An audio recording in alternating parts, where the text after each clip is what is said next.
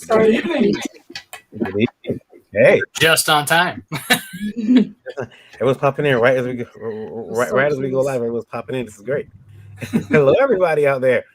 Hello. Welcome into Indie Vote Live Wire. I'm it's been a long weekend. Very long weekend. I'm tired, Eric. I'm tired. So very tired. Yeah, I blame a poor diet more than old age. Everything that's happened, I did to myself. It's getting rough. It's getting rough. We got a full show for you guys tonight. Full panel. Look at all these beautiful faces. All prepared to tell you about what they're working on here on Indie Vote Live Wire. Eric, I'm gonna hit the intro, and we're gonna come back quickly and introduce ourselves and get into tonight's show. Sounds great. Here we go.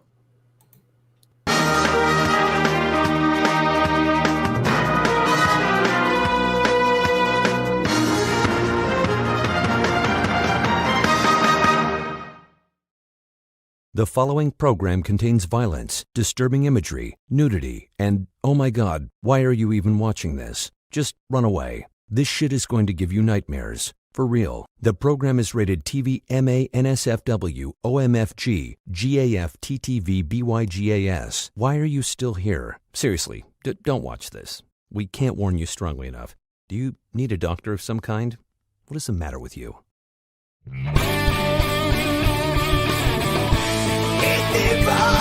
The difference is near. It's a revolt the masses will hear. If they vote, let the people hear. It's beautiful. The blood starts here.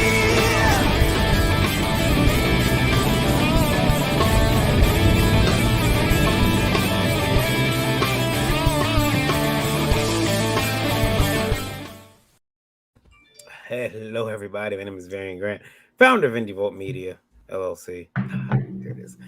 And I've been haunting the comic book business since 2008. I am every week here on Livewire with the beautiful Indie Princess. How are you tonight, ma'am? I'll let you know once the chocolate kicks in. And I'm doing okay, guys. I am Lola, your Indie Princess, and I am the EIC over at indievolt.com, and I have a project on Kickstarter right now, Lore, so check it out. Hey guys, my name's Eric Hodson. I am at Dreaded Dinosaur, creator of Dreaded Dinosaur Man, and tonight I will be reading the questions. I have the power now, but I'm still left out of the intro. What's up with that? You're muted. You're muted. You're still muted. I meant to work on it, and then this last week took such a harsh turn, so it will be getting worked on tonight, though. I promise you. Alrighty. Hey, Rob, why don't you introduce yourself? Hi, everybody. I'm Rob Malteri. I am the creator and writer of Snowpaw and also Nightwolf, and I am a self-publisher through Lone Wolf Comics. Awesome. Tyler, who the hell are you? Hey, what's up? It's Tyler, and I'm the host of the YouTube show Draw and Talk, as well as an independent comic book. I'm actually an award-winning cartoonist and a comic book writer and artist, and I am the creator of the soon-to-be hit series The Girl with the Mega Fist. Sounds great. Jonathan, can you top that? Probably not, but that's a lot of accolades. I'm Jonathan Hoff. I'm the writer and creator of Journey to the Middle Kingdom. I'm new to comics. This is actually my second issue ever, so I can't say I have the same intro Rob and Tyler did. Awesome. And joining us tonight, the great Laurent. Did I get it right? Very close. I mean, Laurent, like, as long as you don't call me ugly, we're good. Okay. I'm in the same boat where, right, so my name is Laurent. I am the writer and creator of the series Sacrifice.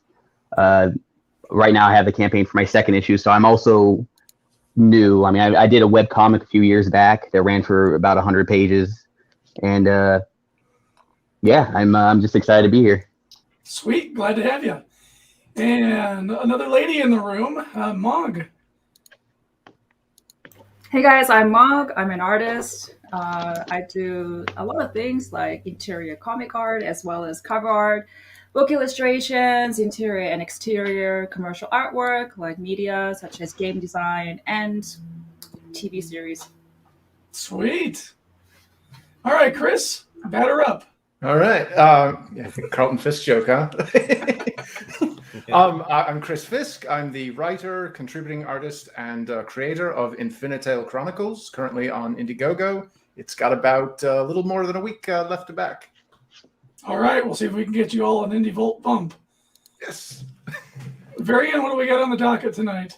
Well, we got a lot of stuff, but first, before we do that, we do want to bring up the fact that obviously missing from the Indie Vault panel is our dear co-host Randy, who is battling COVID. He's in the hospital. We wish Randy a very quick recovery. And I spoke to Randy Saturday, and he wanted me to let everyone know that his bed sores have bed sores. So that's our thoughts and prayers are certainly with Randy. Yeah. And with his doctors having to put up with him. Yeah. I told him, I said, you're too stubborn. Get those doctors hell. And I think he's doing it. So so we want to make sure we let everyone know that we do expect Randy's return very soon to the show. Wish him the best and a very speedy recovery.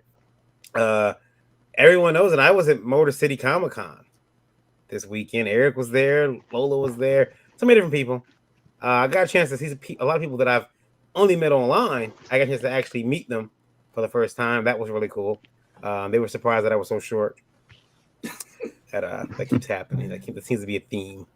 At least they're not surprised that you're black. No. That usually happens with just over the phone conversations. They're like, "Hey, wait a minute, I'm not opening the door for you." No, it's generally they see Lauren. That's what I'm talking about.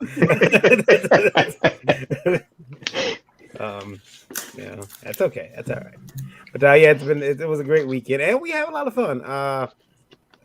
We got invited to Comics Wellspring, had a after party, and of course they recognize the importance of Indie Vault, and they invited the Indie Vault crew over to their after party, and to their detriment, they paid for the beers. Yeah. It was an event. Eric and I will have video from it later, unless Lola can pull it up. Where Eric and I decided on the way home, because I was sober, that we were going to start singing 80 show tunes. And not just that, but just everything. I think we sang The Heat Is On. Did we sing Danger Zone too? I don't remember much of that. Honestly. It was we did not know it was being recorded. That was the problem. Yes. And I have not seen the video, so tonight will be my first reaction. Yeah, so we will play the video a little bit later here tonight. But first, I wanted to bring up the topic for today, as well as one of the questions. We only got a few of them today, Eric, because I knew we had a packed show, and I wanted to make sure that we had enough time to give each question, the time it deserves. Very wise. So, here we go. I'm gonna bring up the first one, if it allows me. You have to remember that we do this through a computer system that sometimes is not like me, or is out to prove that I'm a fool. It's running on Windows Vista, so any guesses, it just stopped working for no reason. It's just saying, please update me. For the love of God, please update me. Yeah, poor Brand was really upset. His the host of Pitches, he was upset because his brand new computer, he paid $1,300 for, crashed on him. 10 minutes before Pitches Be Crazy was set to start, and he was rightfully freaking out. He said he could just hear me in his ear yelling, "Why isn't the show on?" Here we go, Eric. First question. All right, this comes from L. Nolan, a frequent contributor. We're always happy to have you. Why do you think there are so many mentally ill persons working within the comics industry? Not fans of, but working within. Not sure any other business has that. From L. Nolan. We're all crazy. Yeah, It takes a crazy person to do what we do. Right. I don't have a sign that says this, but yes. Yeah, who else would shove out thousands and thousands of dollars with not a lot of return? I know. It's like, and no business sense either. You're going into business without a business degree. That only happens in comics. Yeah. It's I think too. Like, I don't know if it attracts us, but there's something about being able to create your own characters and your own worlds and stuff that only a crazy person would do anyway. I mean, maybe crazy is not the right word, but again, the average person doesn't think on the level that we creatives do. You know, they're not always off in their own headspace coming up with wild adventures. Or, dark fantasies. You know what I want to do to that Carl? I want to put this shit in the story. I want to write this. And then Carl loses both legs. It's, Ouch. That's how we are. Sorry, I looked over in the comments. I seen nuts. I'm like, did I say someone lost their nuts? No.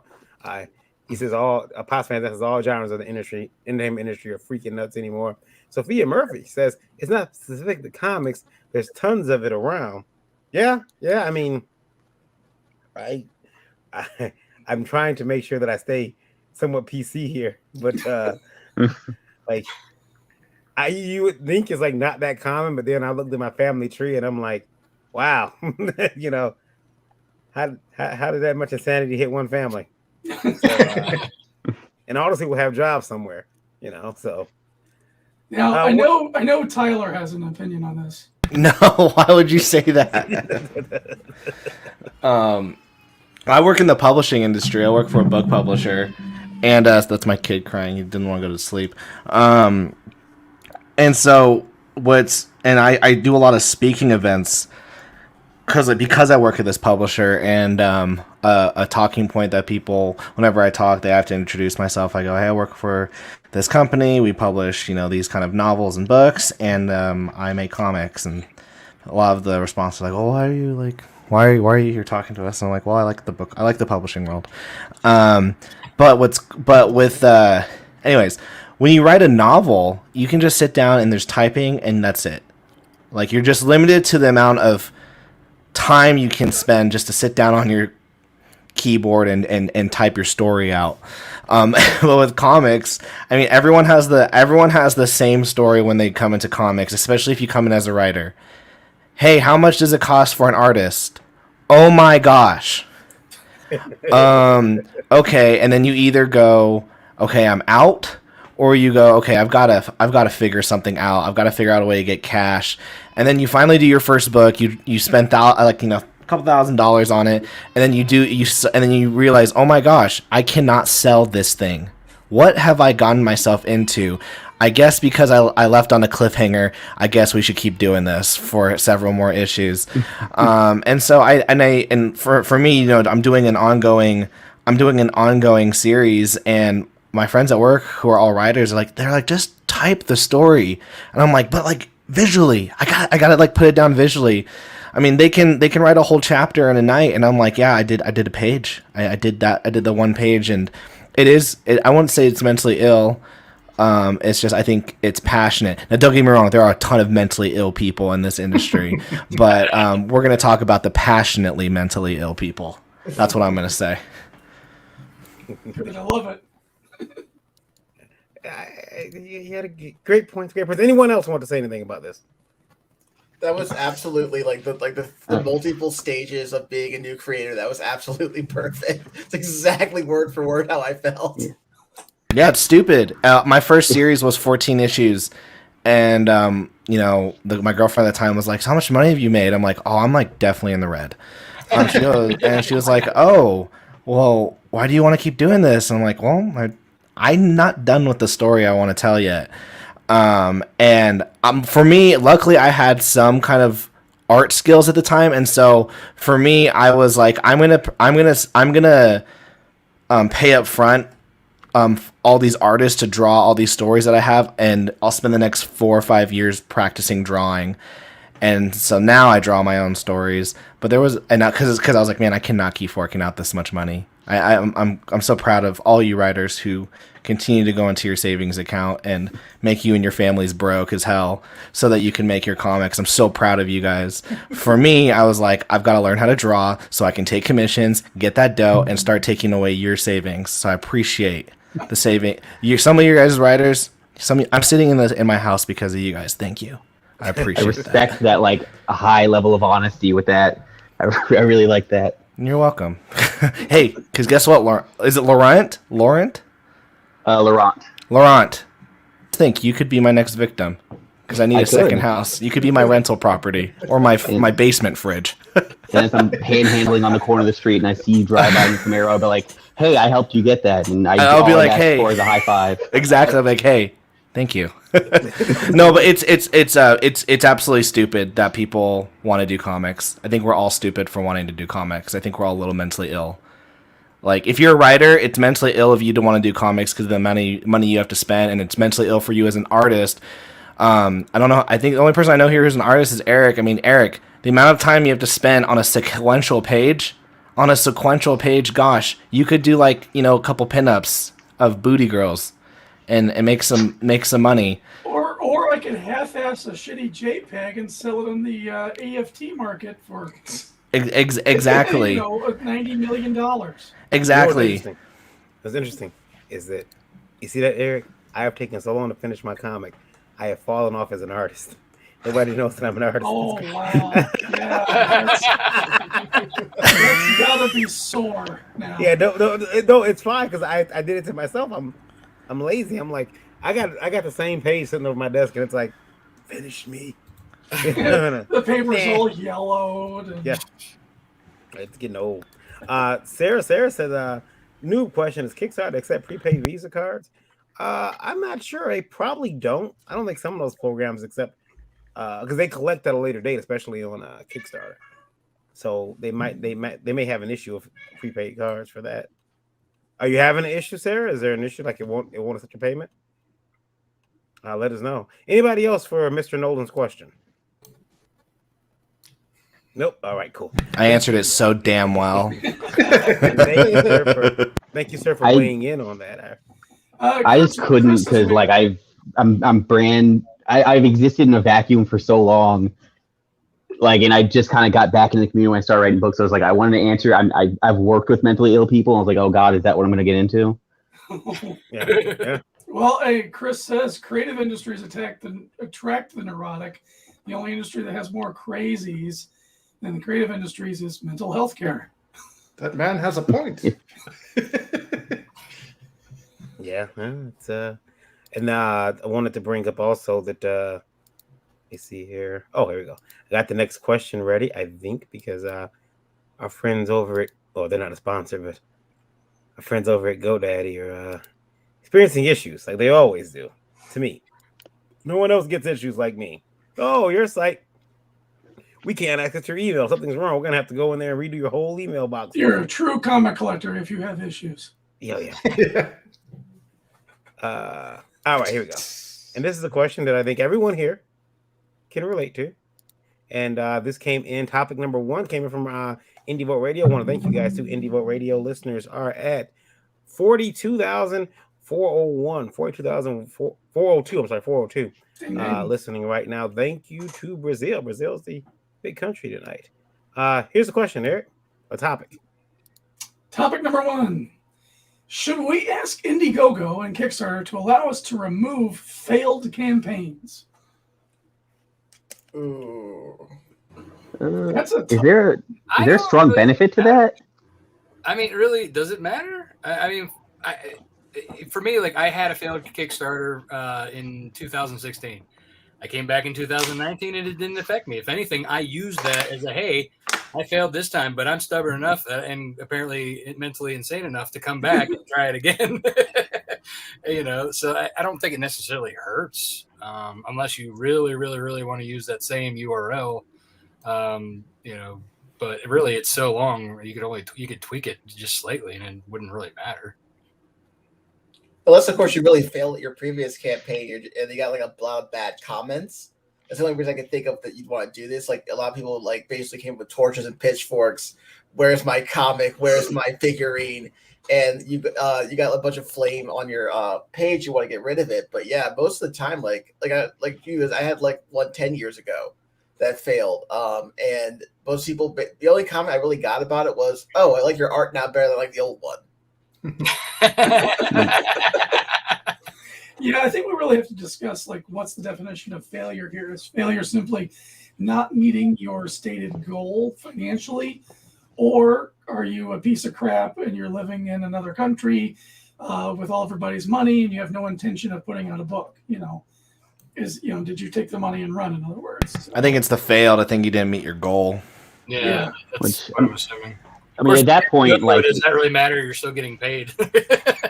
right? Like at that point, if you didn't make your goal, it doesn't really hurt you in any way, shape, or form, or for that to be there. Because, like Rob mentioned before, like he had one, and then he came back a few years later, and it was wildly successful. So it doesn't really do anything to you. It's not like Game of Thrones. They're gonna walk around with the shame bell, talking about how you didn't like meet your goal. Yeah, I think everybody going into, at least on the buyer's end, there's always that disclaimer that says you're not shopping. You're supporting someone's, hope to put this product or service out. I got like half a dozen small projects from Kickstarter. I haven't seen the light of day. There's a 3D printer that was supposed to use your phone as the as the device to put the images up to cure the liquid resin. That thing never came out. So, there's $150 I'll never see back, but that's the risk you take. Mm-hmm. Yeah, I guess. I mean, I don't know. I think if I look and I see someone that has a history of failed campaigns, like if they got 3 failed campaigns and then they're up there with another one, now I'm kind of thinking maybe I shouldn't even get involved. This guy's never successfully funded a campaign. But this is a slippery slope because then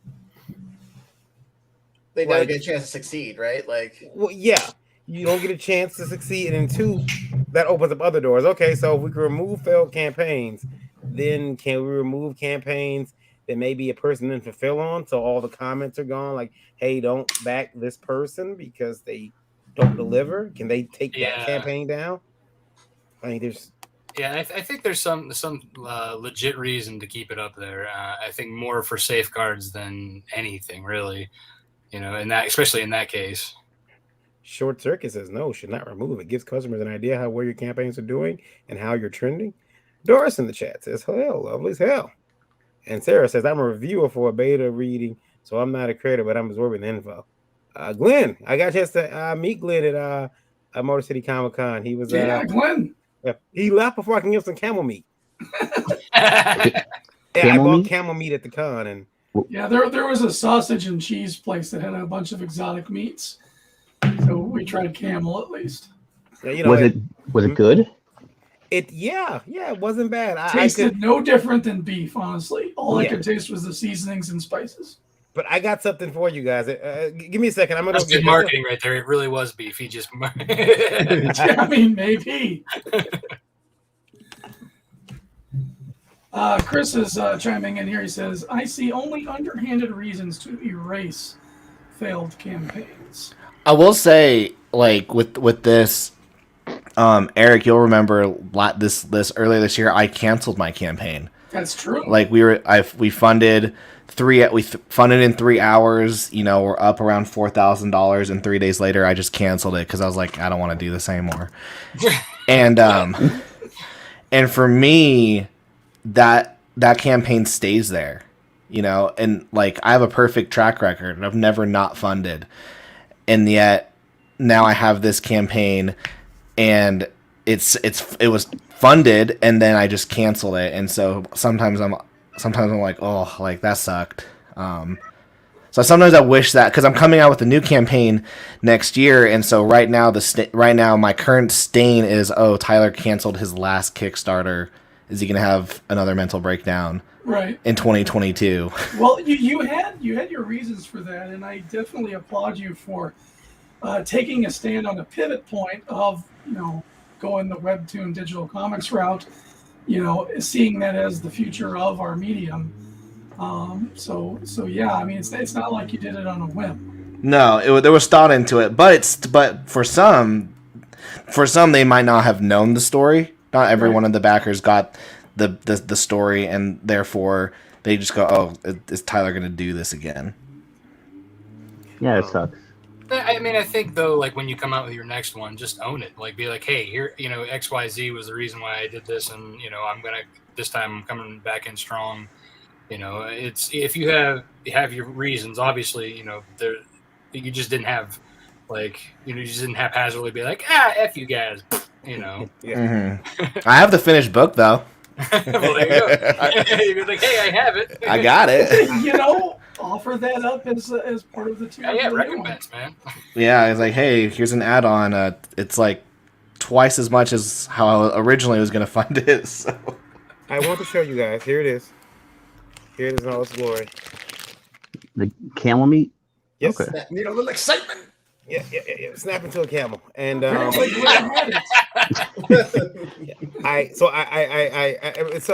I want to explain something to you guys. See, the problem is I bought this and I have weird thoughts throughout the day, which we all talk about. I'm crazy. So as I'm eating it, I'm eating them.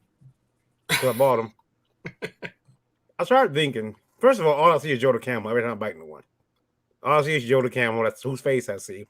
But as he's sitting there smoking a cigarette, he's like, whatever. I started wondering, how much is camel consumed? Because I've yet to hear the phrase, like camels to the slaughter. So who's killing camels? Right? Yeah, I can't imagine often because like their uses were more. They were better off being alive in the desert for them to use them, not eat them. I got hungry enough to say, you know, that camel over there. It's I'm delicious. just upset you're not eating it on a Wednesday. He pulled a Luke Skywalker on Hoth and just decided to cut him on open. The other thing is this. My other problem is now it caused me to look at movies in a different way when there's a camel. Now I'm sitting there watching The Mummy, and there's like 3 of them in a row, and I'm like, look at them delicious bastards. Look at them, you know. Look at them going over there, all grazing over there in the hot sun, that delicious flesh baking. Maybe get some mustard for those humps. You know, I don't know. Those lovely camel lumps. Yeah, I'm this is pretty bad, guys. I got a problem.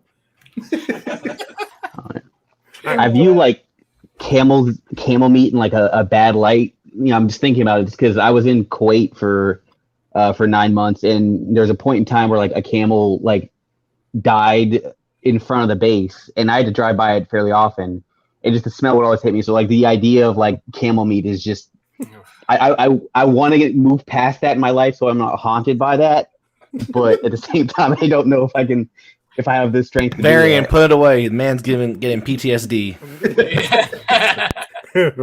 Camel meat, yeah, it tastes like a Slim Jim, and honestly does. And Glenn said he had might some. actually be a Slim Jim. That's what I'm saying. Like, dude, just is great at marketing, man. I mean, heck, he uses an X instead of the CK. I should have went and told him, hey, man, you got any more exotic meats? I'm a connoisseur of it. You know, I should have freaked the guy out. I should have went up there and said, no, but you got any really exotic meat? You know, I'm looking for a little orangutan jerky. Yeah. The most dangerous game. Orangutan jerky. Imagine he's like, hey, you want some orangutan jerky? Oh, that's so vanilla. Come on, give me something. Give me something a little bit more than that. You know, don't you have like baby otter or something? You know, it's wildly specific, baby. Like, yeah. I'm going real quick. I want some of that platypus. Yeah, the cutest thing that you can find, you know, is like endangered species menu. Yeah. I'm sure you got some of them dodo birds hanging out back there somewhere. Passenger pigeon eggs. Poached, no less. Yeah. Oh my goodness. Okay. Morning dove stew. Someone says that's quite a wall setup you got, Mog. Yeah, she's got the nice glass like shelving behind her. I would be terrified of it. This is actually very sturdy. It's She's really she's pulling on it right now. Yeah, it's very sturdy. As it's moving, we're all going. That's how horror movies start. Are those all your originals? Yeah, they ask. No, these are originals of my friends. I purchased from them. So yeah, I think the only thing I have is maybe over here. This is my first comic cover. This one here. But everything else, I want also maybe that one there, another comic. Actually, never mind. There's 1, 2, 3 comics I did, but all the rest, the actual artwork you see is my friend's artwork. My son has all my friends' artwork too. None of mine. None of mine. He's like, I don't want this of it. But Eric, you had the same thing. You said your daughter's friends, or your daughter was like, Dad's artwork. Like, yeah, it wasn't amazing. after like the single digit years, it was no longer cool or amazing or like that. I'd be like, tell your friends, I hang out with these celebrities, like whatever. Yeah. You know what my son told at school? They're like, hey, so what'd you do this weekend? Well, my dad went to the Comic-Con and came back and made me eat camel meat. So that's not what That wasn't the key takeaway, kid. Yeah. And they just now they're gonna send CPS over. Hey. Let's see here. And then it says, where's your jewel piece, Mog? You have a jewel piece? They're talking about the Snowpaw cover. Oh yeah, that one I have in a separate area where I have a section where I to go with customers. It's under lock and key. Yeah, I don't have it here. I don't just display it. I do want to show you guys before we look at these campaigns. We're getting ready to do that very soon here. I want to show you guys what I was sent. I have to download it, I guess. Let me try to download it. Shouldn't be a problem. And see, I get sent things from Lola as a threat. Like she's like, I'll distribute this to everyone. Everyone will see it. Please don't. Let me see. I know I can download it. Oh, okay. We'll do it this way then. I will. So here, Eric and I had went to the we got VIP passes to the Comic Wellspring hangout after the con, and we did not know when we walked in there that a lot of stuff was comped. When we were made aware of that, we took advantage of it. Eric more so than me, and it hit Eric by surprise. And neither Eric and I are big drinkers, and I think it hit us. We got dropped off at my house from my own car. Yeah, it's like I'll come back and waking up in the bathtub. Yeah, that's true. So this is what was sent to me. I'm gonna get copyright strike for it, but that's fine. A copyright claim for it, but that's fine. I'll just mute the sound later on in the video. So if you're watching live, you're gonna get a rare treat because you're going to see me and Eric coming back from Motor City Comic Con. Here we go. Listen very closely. It's cruel sometimes. That might just save your life. That's the power of love. It's the power of love. Now that's here, please. Next time you feel it, you'll be glad, baby, when you found. There's a world around. Don't take money, don't take fame, don't take time to ride this train. Highly suggested. No, we're driving. And, The other video is better. yeah, see everything. He's getting some applause, Eric. It wasn't You gotta horrible. play the other video.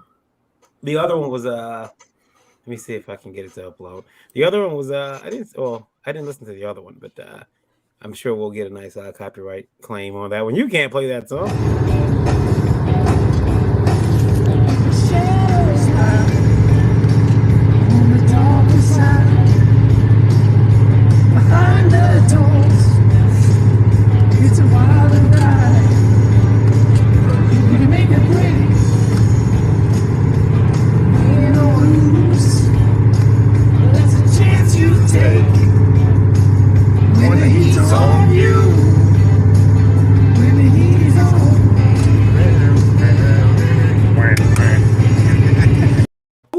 guitar? Who's mouthing the? Who's that? No. Who? It must have been Dan. That was Dan. Okay. Yeah. Did you see yourself clap?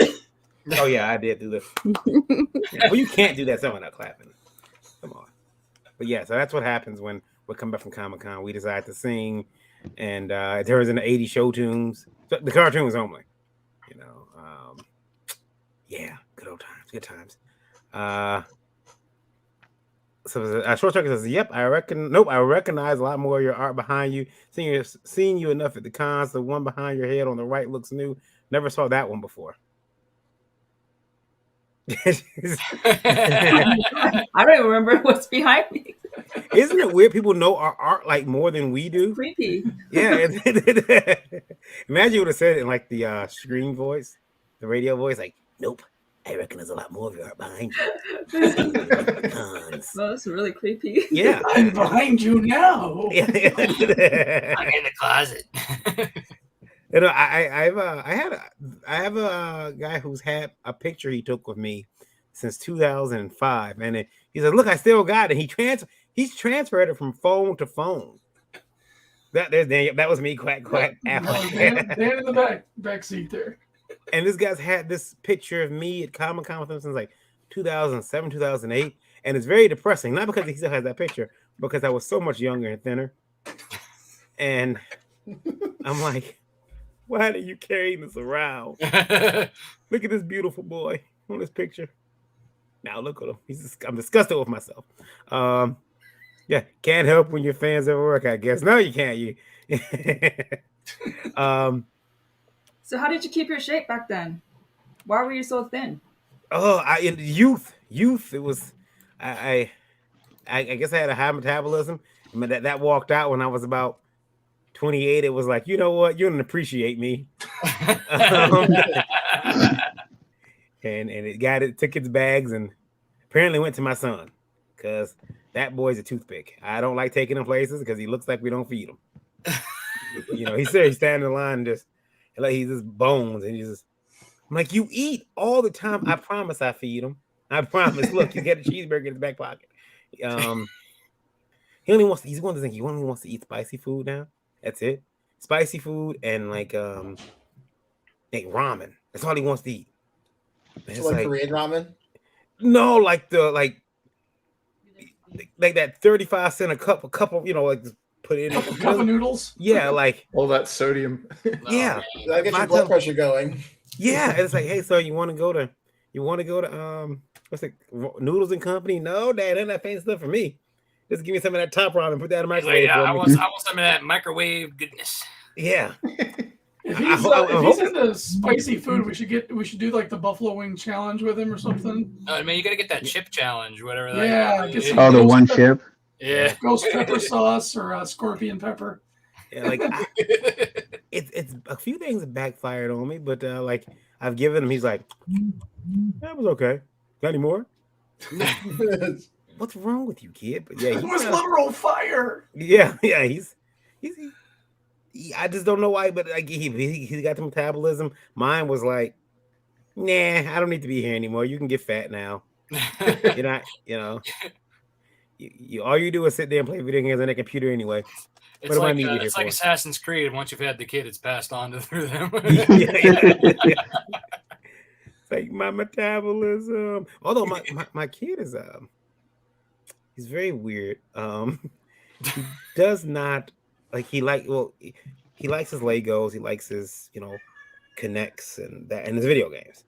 But like action figures or anything, he never liked playing with them. I'm like, why don't you can make up your own stories and you can have these kids go on your own adventures? And he's like, well, I don't want to do that.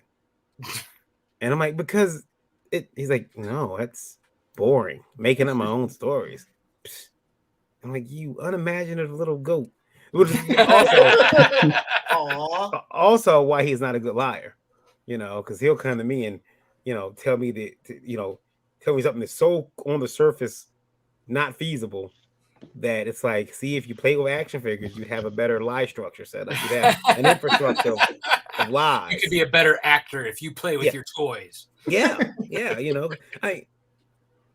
Then again, I played with toys, action figures. I'm probably I'm gonna make myself sound really bad here. They're gonna clip this, but I think I played with action figures well until I was probably 15, 16. Like secretly, like No, so I didn't catch you playing with your dolls again. Yeah, like I would close my door. My mother would, "What are you doing there?" I'm like, I'm in there like this. What are you doing there? Masturbating. Don't come in. That's less embarrassing. It was one of those things. I remember I had this really awkward phase where I didn't want to admit that I was still watching Ninja Turtles and Power Rangers. But secretly, I'm like, oh, Kimberly, all right. I went to see the second Power Rangers movie with my hood up because I'm like, I'm a grown man. I shouldn't be in here, but I got to see this movie. And, I'm sitting in the theater like this. A grown man with their hood up, so you're probably okay. Yeah, come on, kids. I just felt weird, but now I'm older to be retro, and it's like I'm having midlife crisis. It's awesome. Let me go through these campaigns. Oh my goodness, we're gonna get canceled over. Did you hear what they said on their show? Varian goes in the theaters. Just hood up. All right, here we go. We're gonna look at Snowpaw first. Here we go. Look at this gorgeous campaign. Look at it. Oh, it's gone up since the last time I looked. Indie Book Month. Yes, it did. Wow. Despite the fact it has a werewolf on it.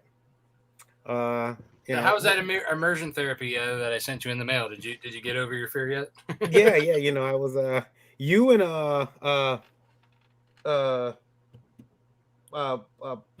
Polter sent me werewolf books, and it's like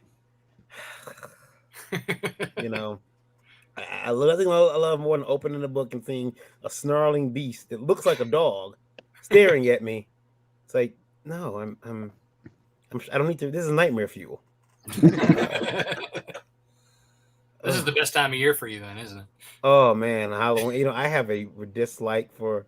I don't have a dislike for Halloween, but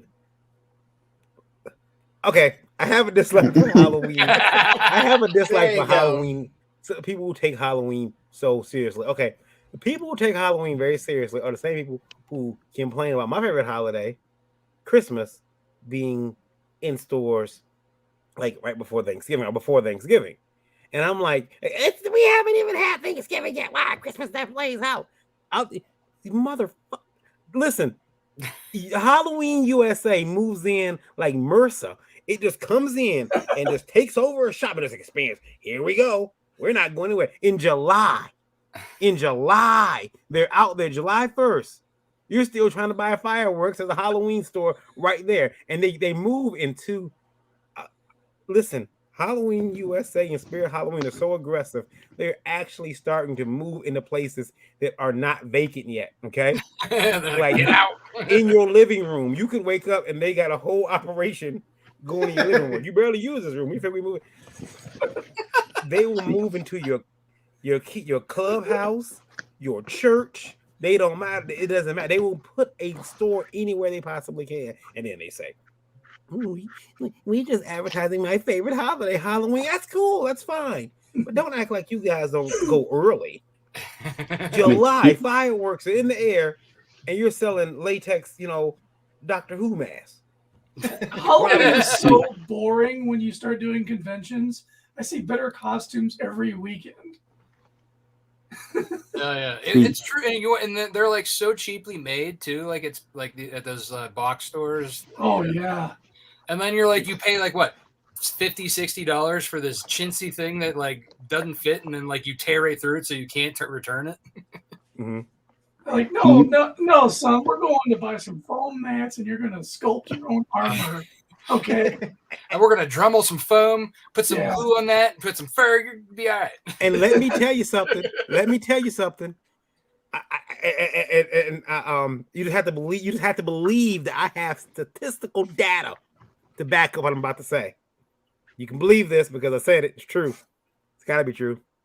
I have statistical data that shows that bank robberies are actually up in August because those latex masks are for sale by then because the Halloween stores are opened up. So when you wonder how come your local bank or all local banks have been hit by the Beatles with no call, that's why. Could you imagine that? Like the Beatles, some people, the Beatles mask go rob a bank. That'd be awesome. But so you have a strong point with that.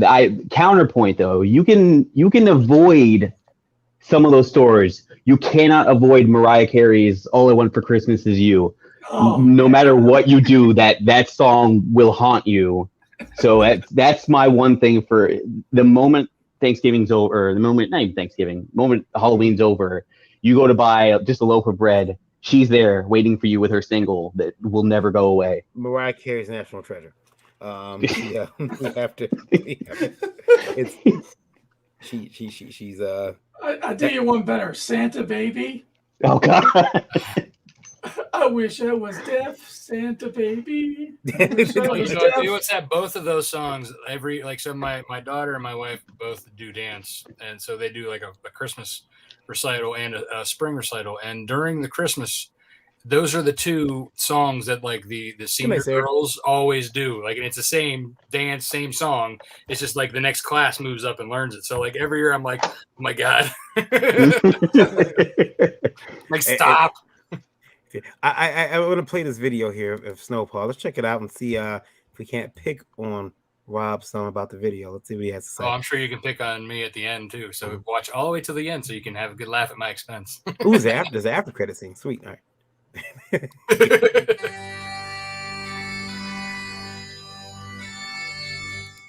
In 19th century Scotland, a fierce heroine with an adventurous spirit nearly gives in to the social expectations of her time.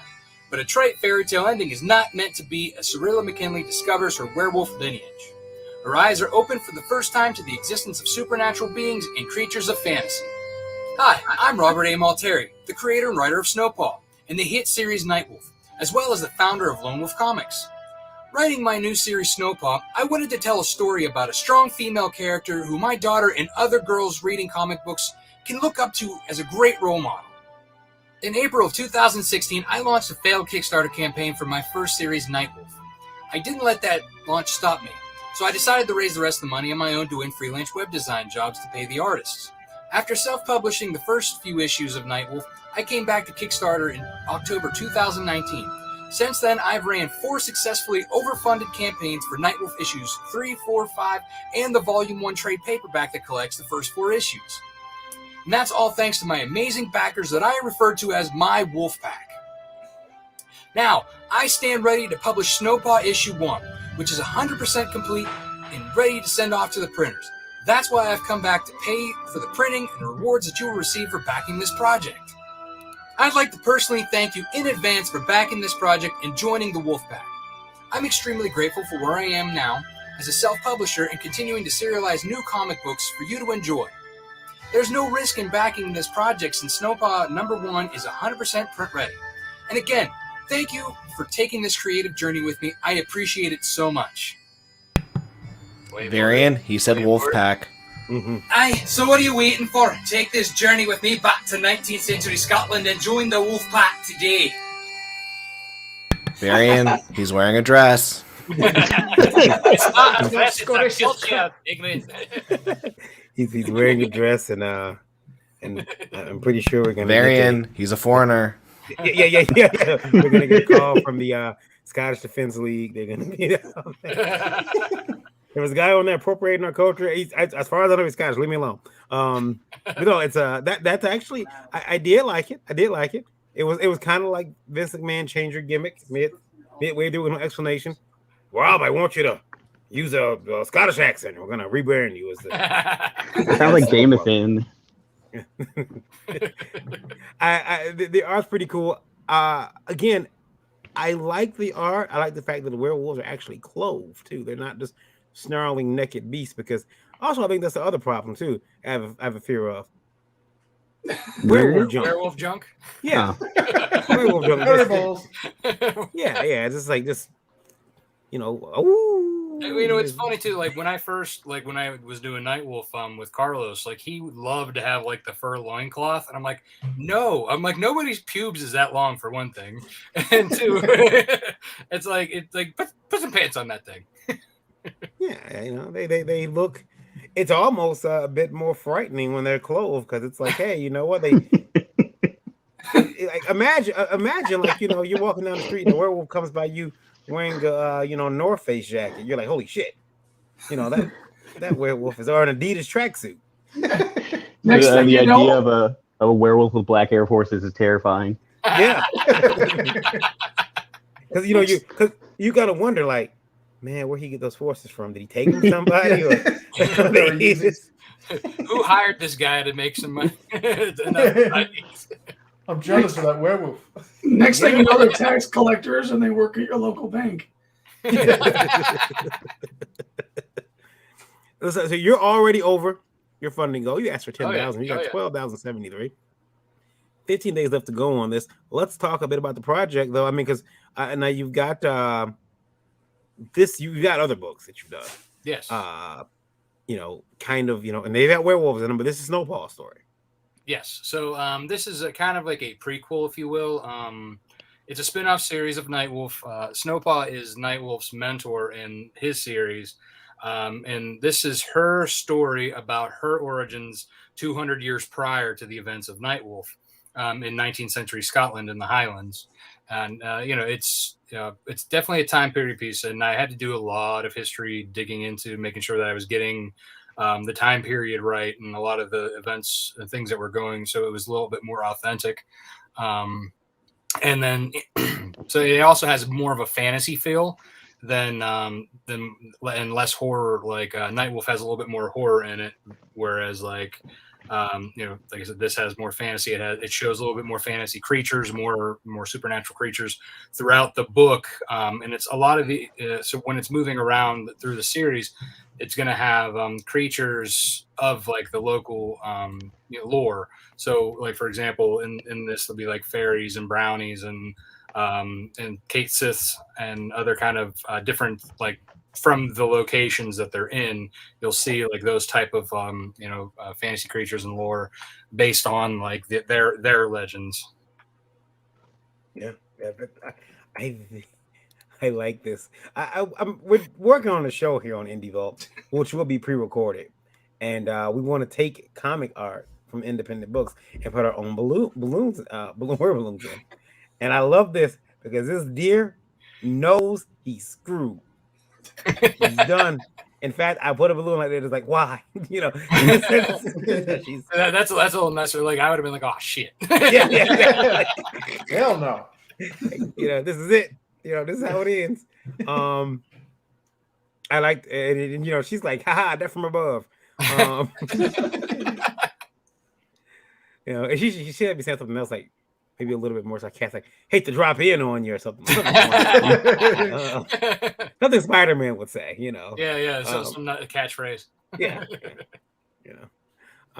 Let me stab you a question or ask you a question. There can be only one. The last of my family. The last of the rodeo. I'm not a camel. Excitement. Goes back in, and now that there it is, over the shoulders of her, and being brought in. Couldn't run fast enough. It got. And listen, I got a question too. By the way, sure. There was never any question that this deer was dead. I mean, she's on it, and it's like, there he is. Like, he wasn't fast enough. She doesn't have a hair out of place. It was a quick kill. I want to play that. And speaking of which, we do have a question about video games here. I will let her play that in a video game. That has to be the first part of the game, like the tutorial, killing deers. Because I think I've done that in video games. Like I forgot the main part. Again, going to an Assassin's Creed, you're like on top of one of those like really tall towers, and you're landing on a deer. Oh, look, a deer! It's like a hardcore Oregon Trail. Yeah. No, you die in dysentery in that. He died from dysentery trying to make it to the actual organ. By Carl, like, I can't do this. Oh, he's screwed. he let out the scream too. He's done. I need to talk to you about your car's expired warranty. God, that's the next step, and like, there's no one can stop that. I'm not gonna say it because we have Mog here, and I'm gonna respect her a lot more than I normally do the Indie Princess. I'm not gonna say what I'm gonna say about this panel, but it was there. It was there. No, I'm not. I'm not gonna say it. There's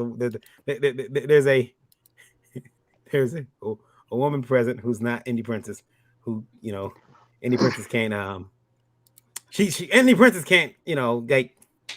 She has to live with me, so it's keep fine. Digging that hole, Varian. Yeah. Keep digging that hole. See, this right here, this type of stuff right here is what scares me. Rob, look Being at this. surrounded by them? No, like this werewolf here is cunning. He's planning. Look at him. He's clothed. Yeah. He's probably got a 401k. Yeah. Like, this is the werewolf that, like, is telling you you're not getting that bank loan. Like, you're not getting anything from my bank. Get out. Or He's as you can notice, foreclose on you. Yeah, exactly. As you notice, you're already in foreclosure. And you will have lots for your Christmas. Oh.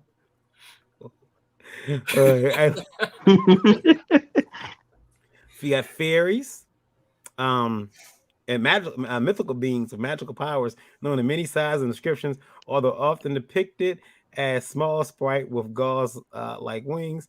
Brownies, tiny people that are said to inhabit houses, especially in the unused corners of the home. Is that about me? Is that what we're going? I see. Princess keep you in a corner. Brownies. Is that what we're being called now? Okay, I'll take them. I've been to his house. There is no unused corner. No, it's all filled. Kate Sith, a supernatural cat from the Highland region. You got is that Kusith? Yes, it's a Kusith. Kusith, a green phantom dog. Mm-hmm. Boobry. Boobry. A boobry. Boobry. That's why we have Lola on the show for all the boobery. Wait, where's Kate Sith at? Hold on, I need. A shape-shifting entity that inhabits the locks of the Scottish West Coast, and it inhabits the appearance of a giant water bird. Feeds on livestock. So and then this is where your research is really coming in. We're Yeah. seeing a lot of your research here. Yeah, this was actually like so when I was coming up with the idea for injecting these like characters, kind of like a hidden, kind of like a Where's Waldo or meets like She-Ra, like Looky hiding in the cartoon. Did you see me? Kind of a thing. I wanted it to be like a little bit more interactive and fun, kind of like along those lines. And so, dang, gotta go check my brownies. So when I was doing my my research, I was looking at the different creatures that were in the around the lore, and there was just so much to choose from. But I also had to kind of figure out what made sense in the story, because the way it is like so humans don't naturally see these things; they're just happen to be around them, and they're oblivious to it. So I had to make it where there was like less in your face and less obvious. So like these were some of the creatures that just happened to be the best suited for this particular issue, and then the next issue I'll have a whole different batch and try and work them in there. So it's a fun game for me to be like, oh, well, how can I write this in? I when I do research, it's like, how can I mess this up? Like, how can I take this and totally screw it up? And got a lot of stuff to unlock. Oh, look at the werewolf. The Snowpaw chibi sticker. So cute. That's a cute werewolf. Yeah, actually, we're now that we're at 400 backers, I have another one to unlock. Any hint to what's it going to be? It's another chibi sticker of the that werewolf that you're afraid of, the cunning one. Yeah, it's just werewolves, all in my future. There we go. You can't get rid of us, Barry. You can't get rid of them. I know how to get rid of werewolves. I'll make a werewolf book, that's when all the the buzz dies down. I can't sell it. I'm always a day late, dollar short. I like your use of animated GIFs for your imagery. Yeah. Yeah, I mean, there's so much. Like, I'm trying to condense the page, and it's just like that was like one way to do it, be able to show more, and also it catches the eye as it's going. Oh yeah, no, the way you used it for the cover, that was brilliant. I'm going to steal that. Steal away. Yeah, and you got some quotes from people. No quotes from me, but I'll give you one for this book. I'll give you one for the next. Take it away. I'm scared. Yeah. Yeah. I'm telling you, I realized the other day why I don't like Goldar from Power Rangers. He's basically a flying gold werewolf. Yeah, you take one of the witch's monkeys from Wizard of Oz, mix it with yeah, I can see it. Yeah, I'm like, nope, I'm straight, no Goldar. I'm all right. Did it not give you like comfort that he got his ass beat like on a regular basis? Yeah, seriously, like the first episode he was badass. After that, he kind of was like, I'm lame. Yeah, he got nerfed.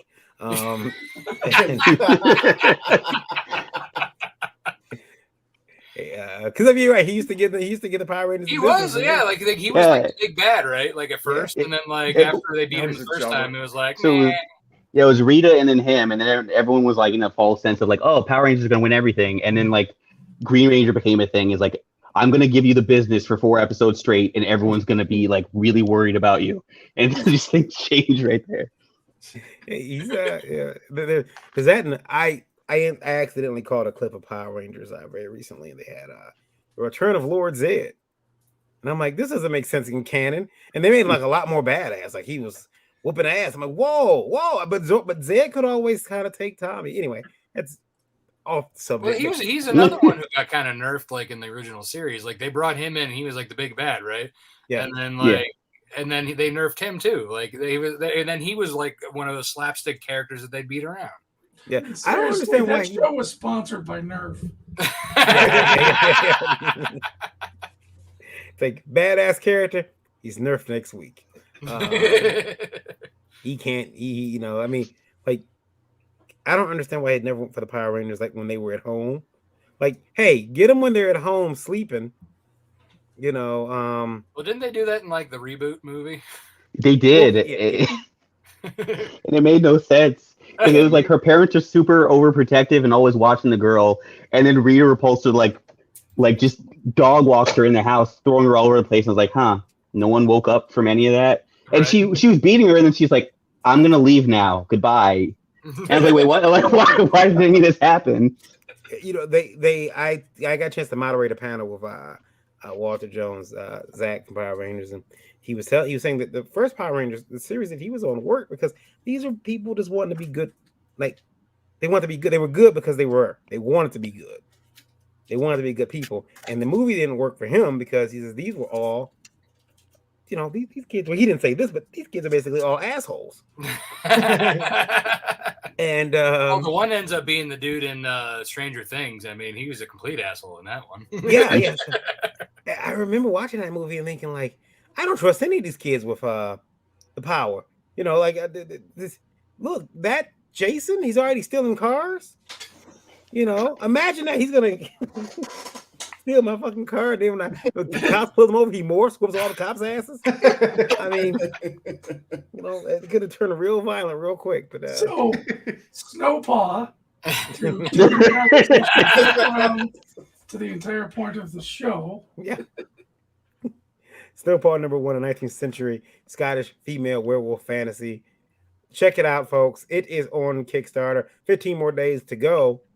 Go over there and check it out. Again, Snowpaw #1 from Mr. Rob Malteri. Let him know that Varian sent you. Rob, is there anything that I missed on this book? No, I mean, we got a lot of great covers, variant covers. We have several to choose from. We have great original art in the add-ons, and we have some more surprises coming. We have Mog just finished doing a lunar phase, a little kind of like a multimedia sketch that's up for grabs. And every time we sell one, like we have the crescent moon up first, and then we'll do a half moon, a full moon, and then we have a blood moon coming. So yeah, I head over to lonewolfcomics.com/snowpaw, and you will that'll take you directly to the Kickstarter page. Cool. We will make sure we put the link in the chat and the description too. Thank you for showing us that. Now, Well, thank you. Where are my two next people?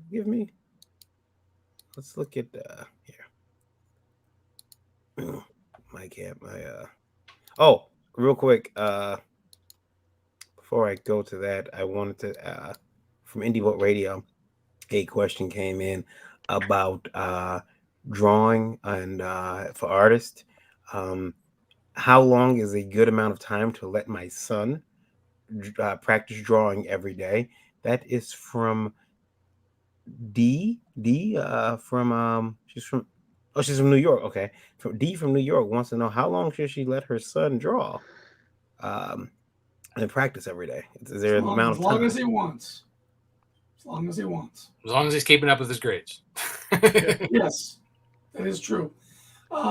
Basically, when the kid's working, they're going to go into a different headspace. So you probably don't want to pull them out of it, especially if they're working some things through. Because when we're drawing, there's a lot of stuff going on in the mind. There's a lot of problem solving that's happening, especially if they're trying to draw something specific. So that's kind of where you want to encourage things. If you want to, I would suggest definitely give him specific drawing goals to do, especially if it comes down to where he wants the time, but like Rob said, maybe the grades aren't there. You can kind of parent this along by giving him specific goals or things to draw specifically. Take him to the zoo, for example, draw some animals, things of that nature, which will engage the mind, but also help him build up the skills along the way. It's I'm sorry, I was looking on my Facebook and I was seeing that I was getting messages from people who want to come on the show. So it's always a really cool thing to get those messages, people saying, "Hey, I want to show my book off," and me getting to say no. I'm going to glass ceiling you. You're not getting past. No, I don't do that. I'm always happy to get new books on. Let me bring up this campaign here. There we go. Let's take it. An evil queen rules with an iron fist.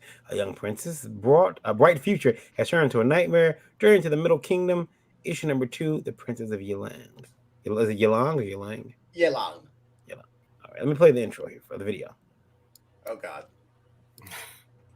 Hi, my name is Jonathan Hopp, and today I want to take you on a journey to the Middle Kingdom. Our 3 heroes, Jason, Michelle, and Sabrina, are off on their first adventure in issue number 2 entitled The Princess of Yelang. The series kicks off with a 2-parter, an epic story. The Princess of Yelang was gifted as a young child. She was skilled in archery, statecraft, and beloved by her people. She was destined to one day become queen, but her bright future turned into a dark nightmare. The current ruler of Yelang rules her kingdom with an iron fist. She enjoys a luxurious lifestyle while the peasants toil in the fields. The kingdom of Yelang presents unknown dangers to our 3 heroes. They are equipped with 3 magical calligraphy brushes to help them. Whenever they write a Chinese character in the air, whatever they write becomes real. And they'll need it because they need to solve the mystery of what's happened to the Princess of Yelang. The Princess of Yelang is a story from China's Guizhou province. It's not as famous as, say, Legend of the White Snake Maiden or The Cowherd and the Weaver Girl, but it was such a fascinating story it had to be part of the series. The Princess of Yelang has the classic trappings of a fairy tale lore: a wicked queen, a kingdom in peril, a lost princess, and what's more, our 3 heroes, Jason, Michelle, and Sabrina, are on the job. The Journey to the Middle Kingdom series combines my love of fairy tales, wholesome adventures, and the Chinese language, and you as a backer can help make this series a reality. The team has worked hard to bring you awesome backer rewards. We love our Kickstarter backers, so you have plenty to choose from, including the Kickstarter-only Princess of Yelang alternate cover, and the Mega Pack, which includes posters, stickers, and bookmarks for both issues 1 and 2, in case you weren't around for our first Kickstarter. Thank you for watching, and I hope you will join us on a journey to the Middle Kingdom. There we go. So we are at $2,000 to go. You're at 803? 803, yes. 17 days left to go. this particular book is it's got the manga style, which is Eric's department. Yeah, as the resident weeb of Indie Vault. I used to get chastised for drawing manga, and I went to an anime convention with Eric, and I started like doodling again in manga style. It was pretty cool. I missed it. When I first saw this, it kind of reminded me a little bit of the Avatar Airbender design motif. Yeah, I get that a lot from people. Yeah, it looks beautiful. You mentioned that you have a passion for the Chinese language. Where did your fascination with China originate from? So actually, I lived in China for several years. Wow. Way back when I taught at a Chinese high school with Chinese students. Before that, I took Chinese, and it was one of my majors in college. So basically, I've had an interest in world languages for a long time. I've been in various countries, lived a lot of different places. So I've got to see a lot of different things. And Chinese was like this idea I had about 10 years ago when I was studying how to write Chinese. And it's very different from English. So if anyone speaks Japanese or is really into manga, you've probably seen Chinese characters before. Sure. And to help me sort of learn them, how to write them, and memorize their meaning, I would imagine like writing fire, and fire would come out. So that's kind of where I got this idea for the powers for the three heroes for the for Journey to the Middle Kingdom. And so I just kind of put that all together and came up with this. Yeah, that's really cool. Have you ever seen the Shen Yun show? Shen Yun's very good. Yeah, I love it. I got to see that right before the whole pandemic thing happened. Took my wife to the theater here. We saw it. We both really fell in love with the whole ancient Chinese like lore and the whole story behind it. It was really cool. And their performance is very traditional. Yeah. The costumes and everything is fantastic. Yeah, absolutely. So yeah, he's like, what kind of rewards, what kind of pledges do you have here? Yeah, so basically it's obviously for the issue. So the issue number 2, where you get the Kickstarter only cover. So basically I'll unveil what the cover will look like once it's successfully funded. So you can obviously go back, get back issues. There's posters. There's desktop art. So one of the cool things is the artist made art you can put on your computer desktop. Scenes from the actual issue. Actually, at the bottom of the page, there's actually an example of one. It shows when the kids are using their powers to fly. Hold on, Matt Varian stepped away, so okay. We lost his control of things, but I'm going to. Oh, there we go. Yeah, but you can see that there's a lot of good artwork. I tried to show some artwork and some lettering together. Mm-hmm. And show what the actual issue would look like. This is a scene from where the princess is young. So the Princess of Yelang, the video I mentioned was from a province called Guizhou, which is in you could think southern China. It is the kingdom of Yelang is very, very old. China didn't used to be China. It used to be a lot of different kingdoms ruled by whoever happened to rule them. So at this time, this area of China was called Yelang, and this story is about the princess and how when she was young, she was gifted in archery. The pirate populace loved her. The king did not have a son, so he essentially was, understood that she would one day grow up to rule the kingdom. And this is sort of a scene from when they're out hunting. So I took the basic story and dramatized it a bit. Oh, awesome! Let's see. Yeah, I was looking at the artwork and sorry, I had to step over to another page, but I do like the I even like the backgrounds. The backgrounds are simplistic, but they tell it's not developed land at this point. So I think that's really cool. I like how you did that. And they're still backgrounds. They actually work for the entire page. Much more talented artists than me did that because yeah, I suck at backgrounds now. I like her hair too, by the way. There's something very Michelle's hair, yeah, it's pretty wild. That's cool. And the calligraphy brushes. Now, please tell me, there's a calligraphy brush that comes as a perk. Probably in the future, I do a future Kickstarter once I figure out how to actually do that. But so like I can try to make the ones with the actual symbols on the handle. Possibly I could get the idea in the future. Man, that'd be cool. But there's I some remember quotes you were at the Great Lakes Comic Expo, right? Yeah. Yeah, I think that's where I first met you. You came by to my table. It's my first comic expo I had ever in my life. Mm-hmm. Oh wow. I've been one as a customer, but I've never been one like trying to put my comic out there. You know what I'm saying? Really new to this. So it's kind of cool to get my first table going, see what other people were doing, how do their tables look, how does this whole thing work? That's I don't know if remember my first con, complete mess. Every day I was figuring out something new to do to my table. We only got 3 days to do it, but every day I was changing stuff around. It was very weird. You got to get started somewhere. Yep. It's a Bleeding Fool. He's got a Catalytic Comics says a couple of different quotes on there. There's some different versions of the book you can get. A $3 electronic or print. Yeah, $3 PDF issue number 2. Yep. $6 PDF bundle for issue number 1 and 2. It is very affordable, and if you're looking for this and you're out the country, PDF is always the way to go, because it saves you money on shipping. You don't have to buy your shipping. However, he is shipping anywhere in the world if you must have that physical copy, which we suggest everyone gets the physical copies. I prefer physical copies of books myself. It's interesting. Last campaign, I did a campaign for issue number 1, which actually went over, and I had people from Switzerland and Germany. Actually, it was really interesting doing the whole shebang trying to get to the European Union. Yeah, there's a lot of backers in the European Union. They eat these Kickstarters up. Oh yeah. Yeah. Let's see here. All right, there we go. Sorry, I had to check something. I thought I was getting breaking news, but I wasn't. So this here is, folks. This is over on Kickstarter. People always, you guys don't have enough Kickstarter campaigns. Here's one right now. An evil queen rules with an iron fist. So let's make sure we go over there, and we send everyone over to back this project from Jonathan, and make sure that it is. It's very affordable and it looks good. Again, I love that character's hair. The statue in her future. I'll put the link in the description of the video as well. You actually have the first issue yourself. I think you bought one when you were at the expo. Yep. I haven't gone through any of these books yet. I keep saying I got to, and life keeps happening.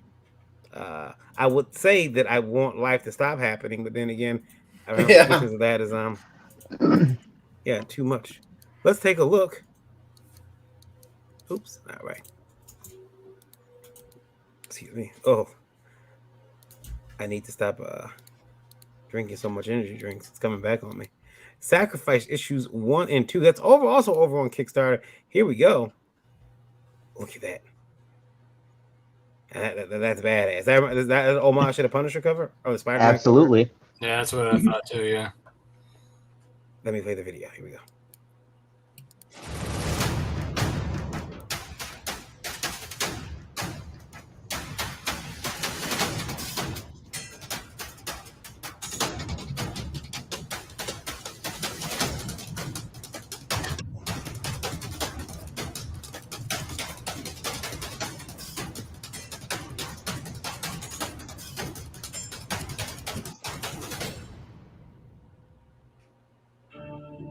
Hello, my name is Laurent, and I'm excited to be back on Kickstarter for the next installment of my series, Sacrifice. In the first issue, we got to meet 2 of our main characters, Damien Blackwell, a man whose soul was tied to Lucifer, and May Lacey, a college student who finds herself in possession of a powerful spellbook. In the first issue, the 2 of them teamed up and were able to escape a demon-infested mansion together. Now, in this issue, we get to meet the rest of the main characters, like the Archangel Uriel, the vampire Elizabeth, and the famed demon slayer Axel Van Helsing. Some of you may be wondering how it is that a vampire and a vampire slayer like a Van Helsing are able to work together. Well, spoiler alert, they don't work together very well. There's a lot that goes in this issue involving character interactions and dialogue, and we really get into the meat of what the first arc will be. which the first arc of the series will cover 6 issues. This 32-page issue will have more action and more comedy than the first did. Thank you very much for giving me your time, and I hope I have your support.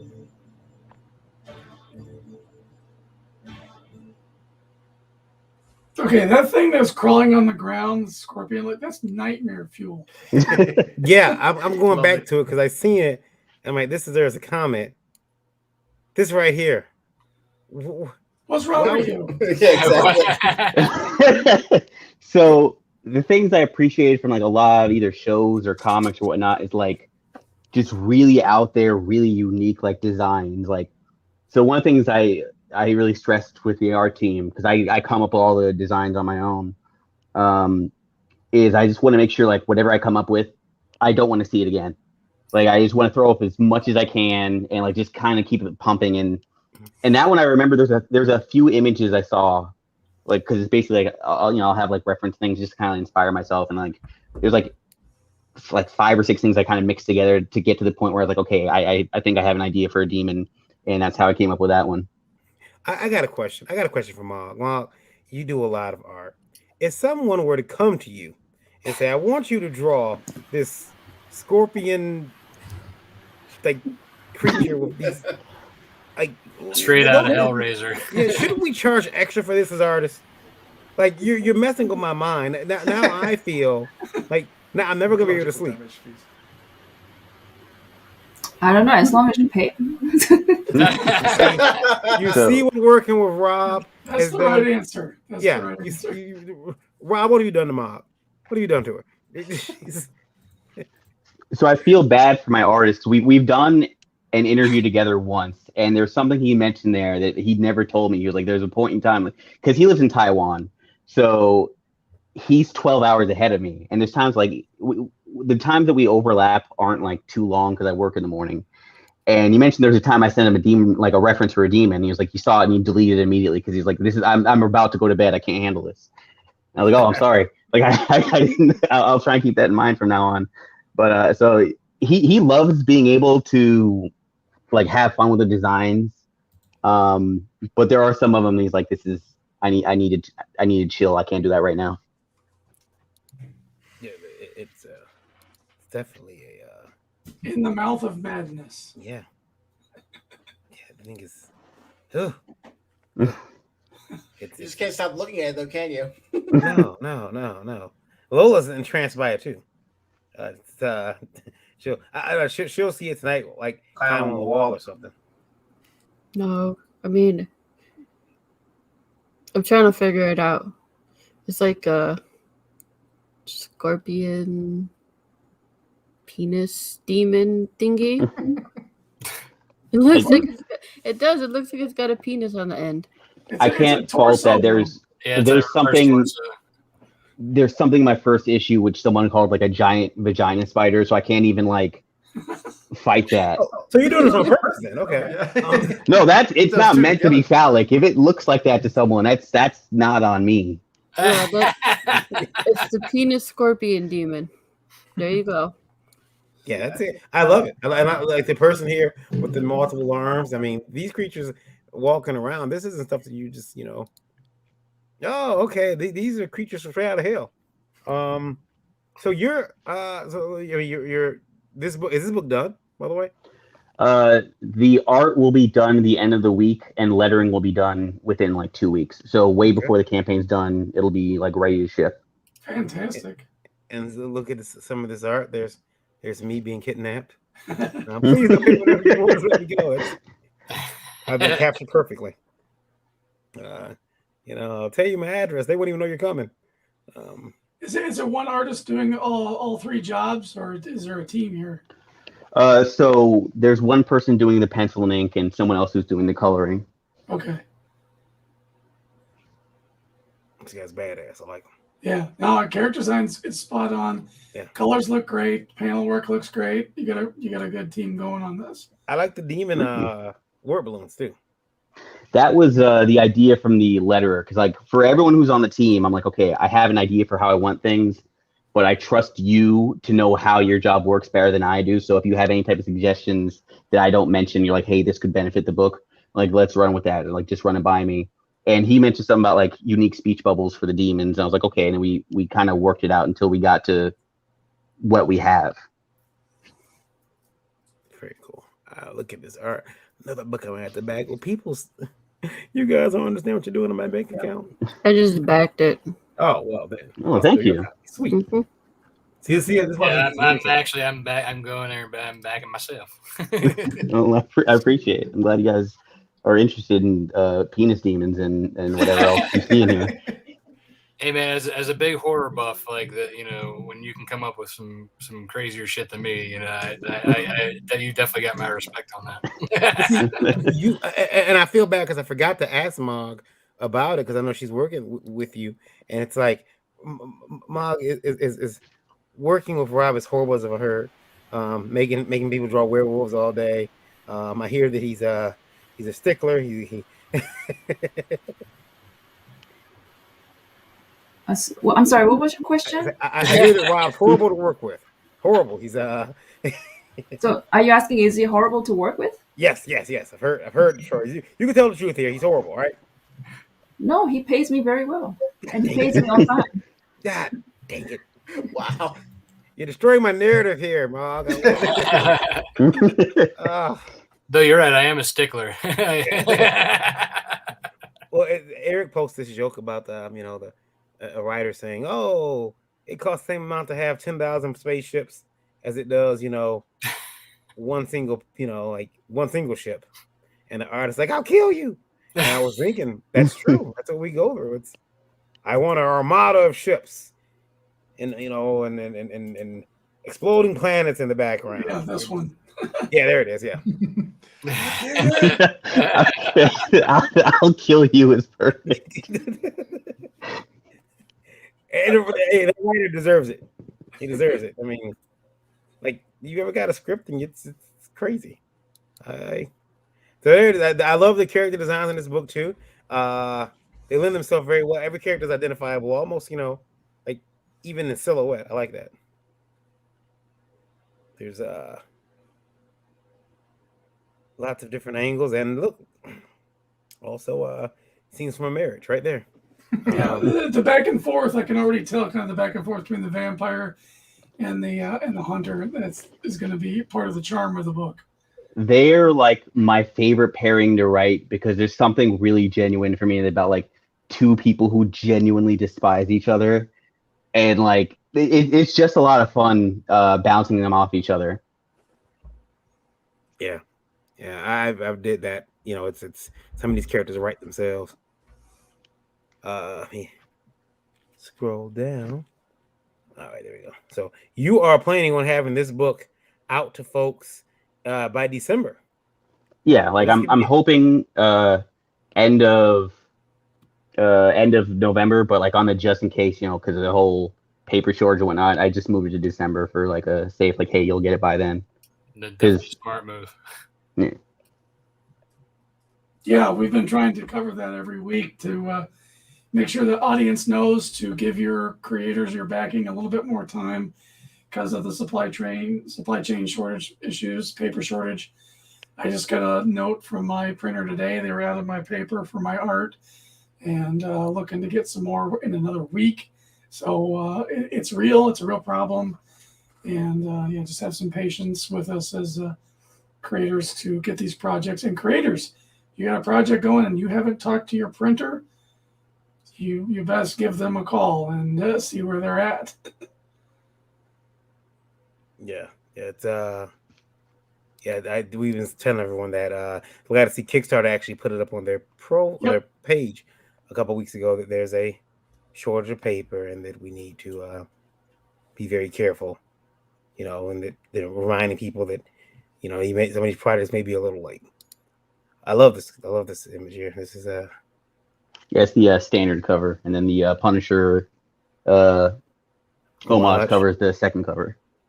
Very cool. Oh, that's cool with the shadow. Yeah.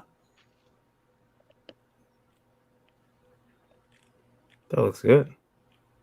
So I think everyone's already went and backed it. Wow. Let's take a look here. $1,303 over $2,000 goal. So you are inching your way very close to it. 28 days left to go, so you got a lot of time. I want to let everyone listen on Indie Vote Radio.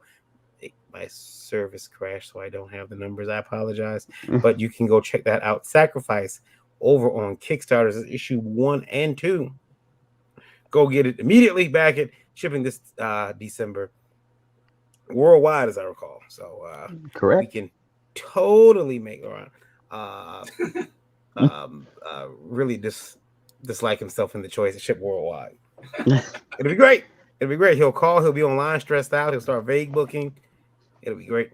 I had a lot of people be like, who backed the first one digital, and they were like, I really wish this was physical around the world. And I was like, I feel bad. I'm not familiar with this, but let me take the plunge. And then everyone I know has been like, I'm sorry. I'm like, oh God, what's about to happen? Well, just hope that you don't have a lot of Australia.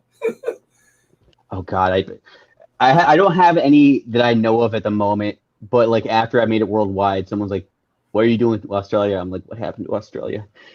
So like I found out like later. I was like, "Oh, they're the biggest headache, unfortunately." So I was like, "Okay, well, I'll pray that things get better, even though they probably won't in such a short time frame. But I'll make it work." So here's what I'm planning on doing with that, because I have a lot of past backers who are Australians, and I have a lot of current ones for this series as well. I'm just basically going to flat out say, like, hey, until like the bans have been lifted or whatever, and the mail's moving, I will hold your packages and wait for things to be okay, and then I'll send them to you. If you want a refund, let me know now. Yeah, One way to handle it. Yeah. Let's take a look at there we go. Sorry. Chris, are you there? Yes, I am. Okay, making sure. I'm sorry. I heard all this popping on my headphones. I was wondering. You're moving off the on deck circle, and you're at bat. So I'm running out of internet gas. That's all. It's that window Vista. It's tired and just wants to go to bed. Yeah. Let's play our next trailer here. We were all innocent once. That time is no more. The illusions of safety and assurance are inexorably dispelled by experience. On the world of Asperia, the children of the gods were torn from their sanctuary of a blissful ignorance and unchallenged dogma. Eventually, everyone must grow up, even the eternally young. A single act of defiance set events in motion that would shatter the very foundation of existence. As the conflagration of a great war burned through the lands, unlikely allies rose from the ashes to defy extinction. The angered gods sought to rid the world of a blight that had befell their flocks. This infection was an unforgivable sin, the true knowledge of creation. Their wrath was cruel and merciless.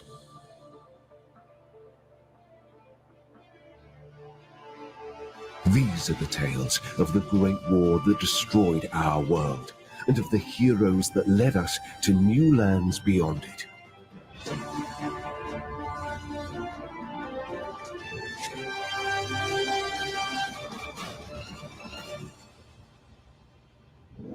Infinito Chronicles, the War of the Trees.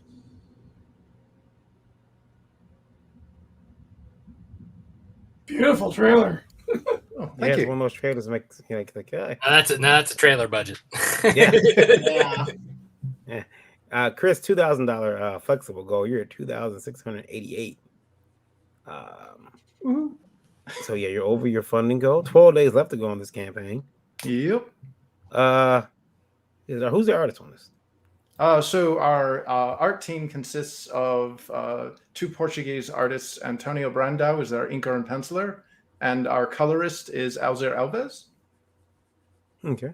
I knew it. There was Genzamon variant cover. Oh yeah. I worked in the video game development industry for about a decade, so I kind of reached out to some people that also worked in there, and I got some variant cover art from Michelle Hefner, who worked over at Riot Games and Blizzard.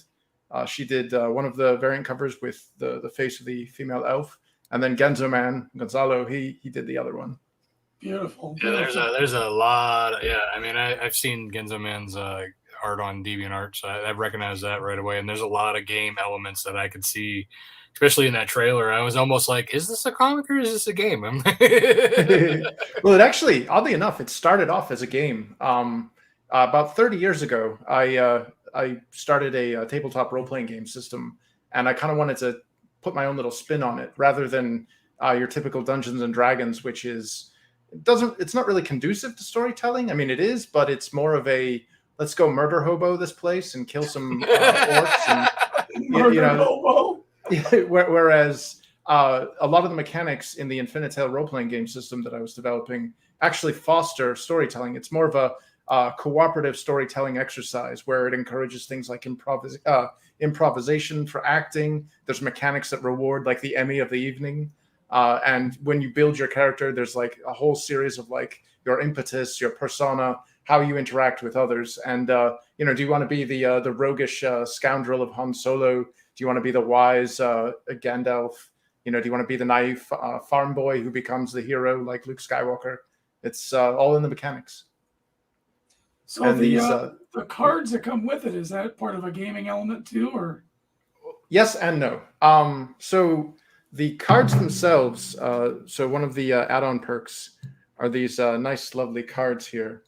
You get these 8 trading cards, and as we can see there, we get the one for the character of Ashlyn, and on the back of her card, we get a little explanation of who she is, how to pronounce her name, because Irish names always brutalize the Roman alphabet. And there's a faction defining where she comes from, who she belongs to, and it's numbered, so there might be variants of her as well. But there is a 9th card that is also included, a special card, which we can see right here, and that card has a different branding than the typical War of the Trees card, and it's actually a language card, player skill for the written and spoken language of Slithith, and it's basically like Latin. It's a dead language, but it has a lot of roots in the modern spoken language, and as the characters traverse throughout the story, they will come across ancient ruins or creatures that may speak this language. And if you have this card, you can translate what they're saying. And if you don't have the card, it's fine. It's like the R2D2 Chewbacca thing, where you kind of get a gist of what they're saying. You're not missing out completely, but it's nice to have that little extra flavor of understanding exactly what they're saying. That's a really cool insider perk there. That's pretty neat. Sweet, thanks. Yeah, I like the. I bought a book on Kryptonian because of that. When DC was really pushing the Kryptonian language, I bought this book because I was like, "Oh, this is gonna be the next thing. I want to read Kryptonian." What a geek! I think I paid like $40 for that book. Nice. Is that a mouse pad? Yeah. No, those are a card. It's a card. Yeah. Yeah, that's a 5x7 hollow foil card that's only available for this campaign. It's because it's a jumbo card. It still technically belongs to the same Series 1 set that's being sold here as an add-on perk. But once this campaign ends, so too does the availability of that card. That's pretty cool. Oh, is this the credits pages out the book? Yes. Shout out for that that credits page, because I've been seeing some really simple ass credit pages lately, and I know, guys, they can be simple, but I'm seeing some. I mean, like, did you think about the design of this at all? Was it the last thing you put together, like, in a rush? Or you know what I think it is? A lot of times it's the creator who has no idea about art, and they're like, "Oh, I'll do that. I'm not paying for that. I can do that. I just gotta write names down. Sweet." And I don't know. For me, I like a nice credits page. That looks pretty cool. Yeah, thanks. cool. Thanks. That was my contribution to the book. You see, when it goes right, it goes right. Then there are times where you just get a blank page with it's like they decided to use the what's that font that looks like everyone used to use back in the Comic Sans. no, it wasn't quite Comic Sans. It was, Papyrus. Yo, oh God. like Papyrus. distorted. Yeah, Virus is the one that everybody used. Yeah, Papyrus. Oh. Yeah. And then they put they emboss it. Oh, okay. I Make it love less the font- legible. I love the font choice with this one. That letter G going under the word E in Genesis. And the Z, that's a really great motif for a font. Cool. Thanks. Yeah. Folks. Yeah. I also I added an additional perk recently that's free of charge for the Ultimate Bundle. It kind of it takes it was a kind of a problem that I had was thinking about when it comes to conventions. And we have the like what I'll refer to lovingly as the Australian edition, aka the PDF. When you're giving those out at conventions, it's kind of a pain because the customer doesn't have something immediately. There's no instant gratification, and on top of that, there is a possibility if you're asking them to write down their email address or something that you're going to send the PDF to, you might kind of run into misspelling or something, or maybe it got sorted to spam. Who knows? So we're working with. Have you heard of Nintendo's Amiibo? Yeah. Yeah.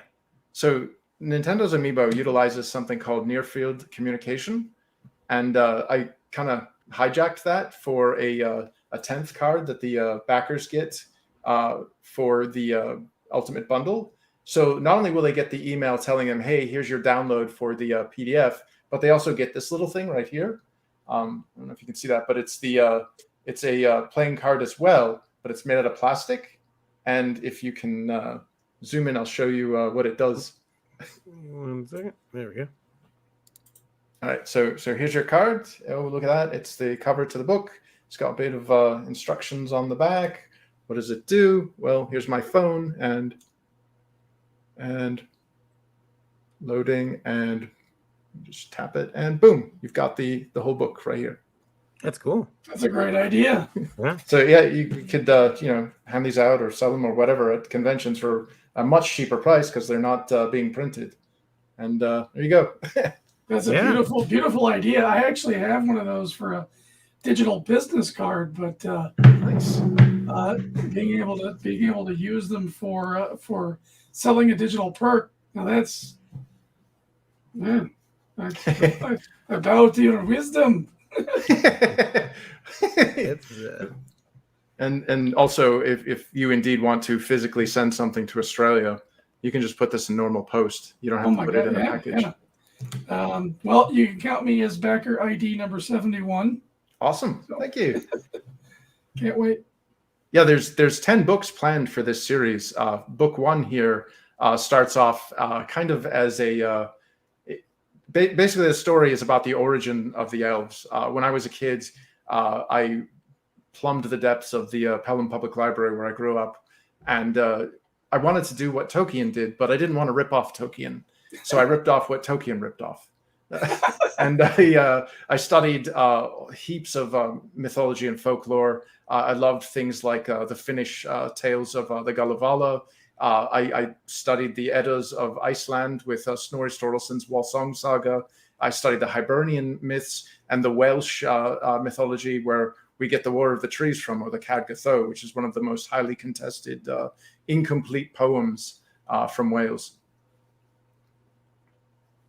Wow. Yeah. We got a couple of really good researchers here that did a lot of homework in this. Yeah. That's great. This is Infinitel Chronicles, and it's over on Indiegogo.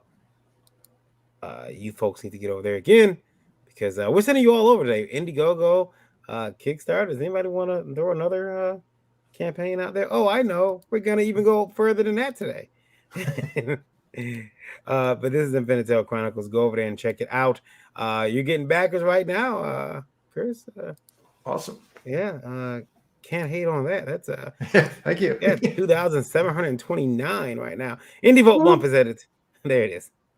Of course, I had to go for the Genzamon cover. Yeah, I love his work. Yeah, I've been a fan of him since I joined DeviantArt. That was like one of the first people that I followed was his work. Yeah, he was actually one of the first people I approached for Nightwolf. But he Uh-huh. he was always too busy, and his commissions were just so stacked. You know what? I have a question for everyone here who's ever had a DeviantArt account, or because I had one, I paid the extra one so I could be one of the members. I paid. Oh my goodness, I'm still paying for it. But one of the things that I discovered is that first of all, when my wife made an account, she got a lot more followers than I did with just by posting like a line she drew on a piece of paper.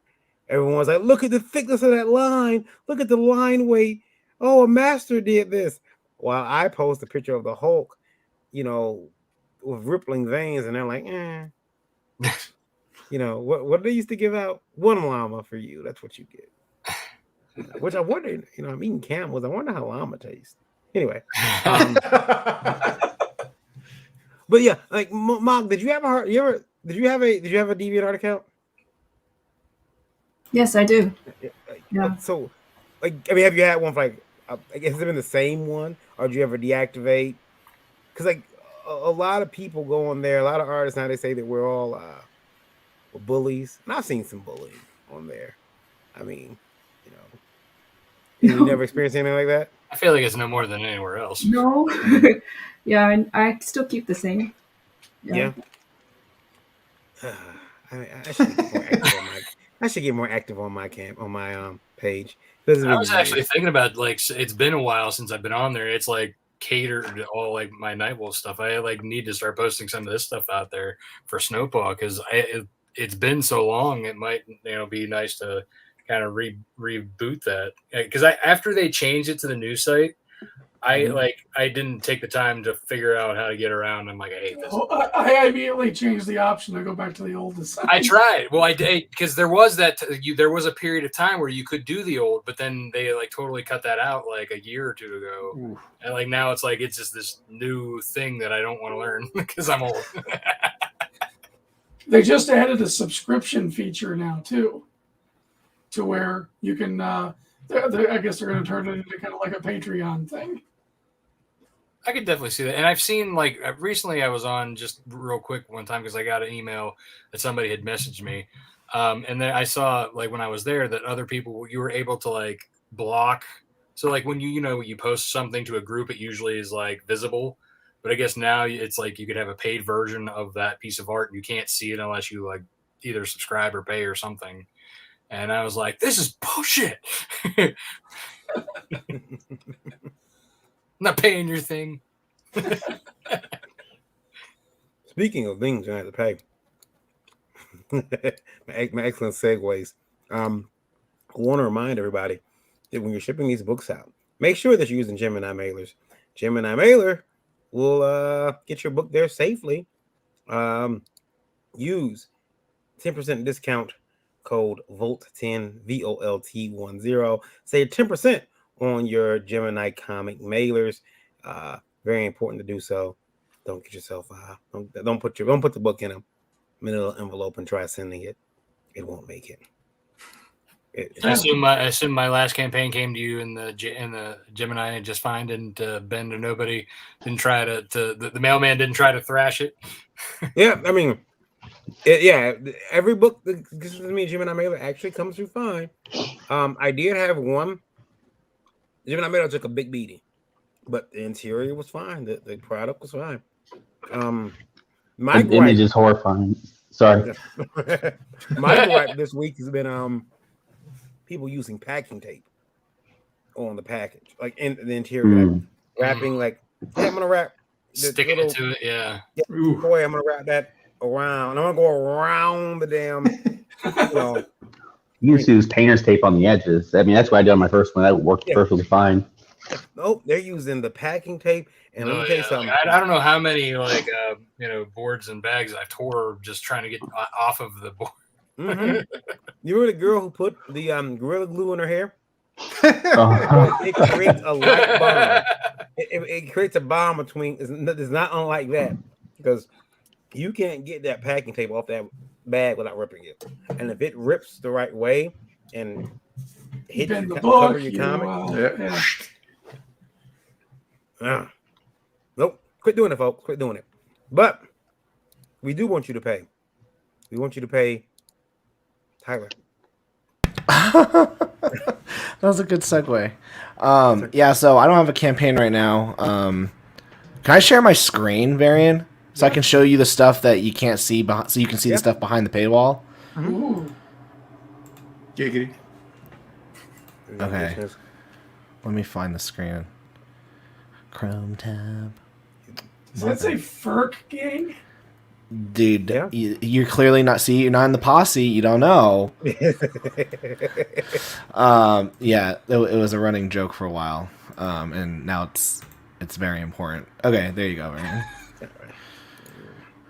All right, Okay, yeah. So this is my Patreon. So this year I canceled my Kickstarter, which funded, and I decided I wanted to do things a little differently with my books, and so I have this digital first approach where you can read it first on my Patreon, and then it goes through these Patreon, and then there's just different release schedules for different versions of the book, with February being the physical book coming out. February and August we'll have a new graphic novel of The Girl with the Mega Fists every 2 volumes a year. So with the Patreon for $2 a month, you get access to everything digitally. So you get everything. I do an exclusive podcast on there. I show behind the scenes work. I'll show this page tonight actually because I just finished drawing it on the show. And you also get here. This is what it looks like when you sign up for the Patreon. You get access to a hidden site where you can read all my books. I'm going to add 2 more series that I've done in here very soon. And this is the ongoing one that we're working on. You click on it. You pick the chapter that we want. We update every 2 weeks, a new 12-page chapter. It takes you to something like this. And go. And you get to read it. It's mobile friendly. You get to read the book. And every 2 weeks, you get a new chapter. But you also get... But at the $5 tier, you get all of that. Plus, you get the exclusive Patreon only covers that we do. So here's the Volume 1 Patreon exclusive cover for The Girl with the Mega Fists. And here's the page that I drew. I literally blue lined it and then inked it on your show, on tonight's show, Mariah. It was like, this is what I've been doing in silence. It has been doing this page. It was a butt kick.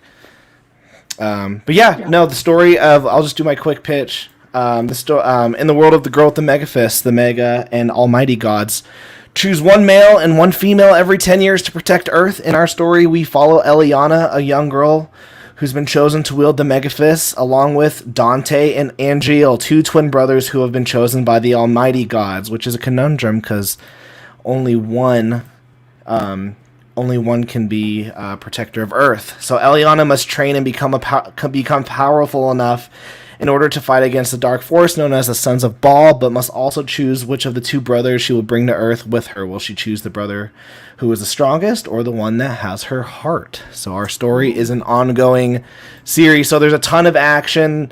There's a ton of drama, but we have also added some romance in there where Eliana, she has to choose between these 2 twin brothers, and she's very close to both of them. And a ton of the characters within the series are trying to sway her to pick, certain ones. It's an ongoing story. Every 2 weeks, we upload a new 12-page chapter. So I'm drawing 12 pages every 2 weeks, and then we come out with a new graphic novel every couple months starting next year. So I'm super, super excited for that. And let me show your Patreon one more time because there's all the different tiers. Yeah, I got a lot of. It was interesting. I remember it was like 2 hours after I canceled it. Randy was like, "Hey, you want to come on Indie Vault and talk?" And I had some people kind of really disagree with my approach with this, but it has worked out so well. Doing this digital first, and then going into the Kickstarters later.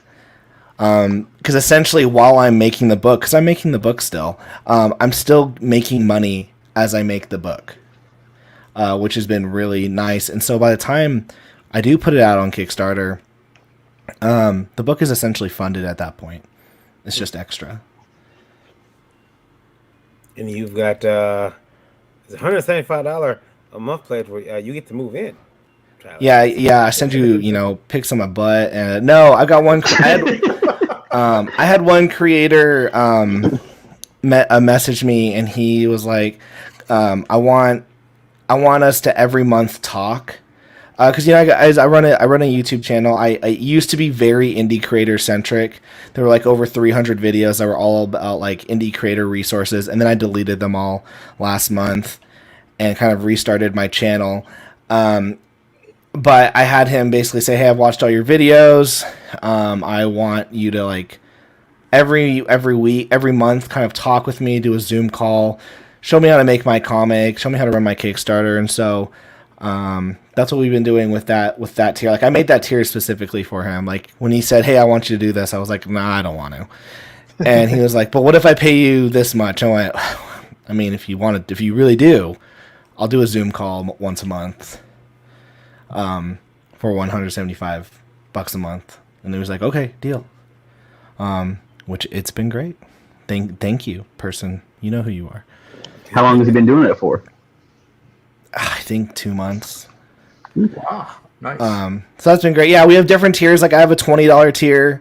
I think it's a $20 or $25 tier, and I'll do like one Zoom call with the creator.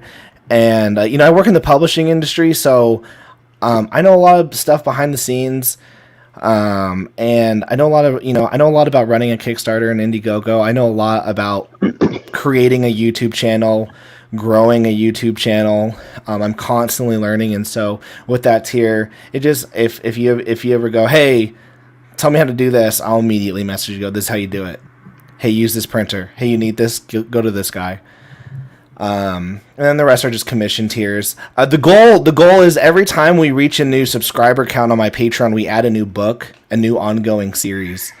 So right now we're just doing the Girl with the Megafists, and then if we hit our goal, we'll bring on a new series called My Life is RPG. If we hit our next subscriber goal, we'll do the ongoing Chef series, and then if we hit the last subscriber goal, we'll have essentially 4 ongoing series coming out through the Patreon. But right now it's just the Girl with the Megafists, and honestly I'm fine with that right now. But if you want to read it, just go check out that Patreon. I'm jealous that Tyler has figured out a way to monetize talking to him. I'm jealous. I'm kicking him off the show. Varian, you can do it too. I think I messaged Meredith, because I was like, "Meredith, like, you guys gotta talk to me because I can show you how to grow your YouTube channel. Just like hit me up. I'll show you how to grow your YouTube channel." I'm almost out. I get like around 100, 200 subscribers a month. Like, let me help you. Let me show you guys how to do it. The thing about subs though, man, subs are hard to get. I got that first 1,000 was a trek, and you know why? Because I'm lazy. No, it's not because you're lazy. It's because there's only 2 metrics that are important to YouTube. It's click-through rate and retention. Yeah, so right. First you got to get someone to click, and then you got to get someone to watch, and you need to get them to watch for around 50%. So if you're constantly doing live streams, you need the average viewer to watch. This is going on for 2 hours. You need the average viewer to have watched the entire hour. Otherwise, YouTube will not promote your channel. So that's why I deleted 300 videos, Varian. I had 300 live streams too. And I was like, get these out of here. See, that's a body of mine. Listen, I need those old videos that just people can see how I've matured and mellowed throughout my, throughout my years. I mean, look at me. I'm no longer that young. Almost call myself an ingenue. Well, I can't. Damn it, I can identify as an ingenue. I'm no longer that young, talented, bright-eyed ingenue I once was on the stage of life. No, I'm now a bitter old man who wants everyone off my damn lawn. But I tell you this, and this is just me because I have a horrible dark humor about me. I can imagine me with the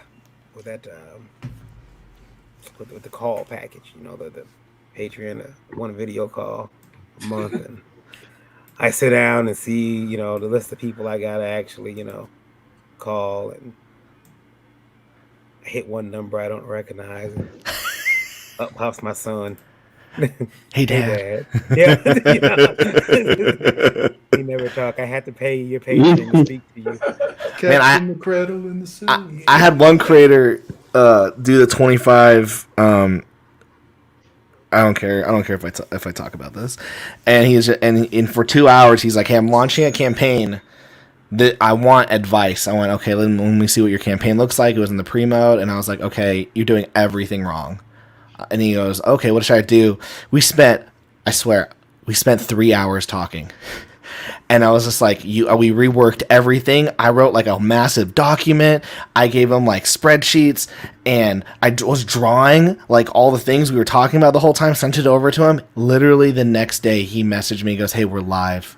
And I went, that can't be possible, because everything we talked about is going to take a while.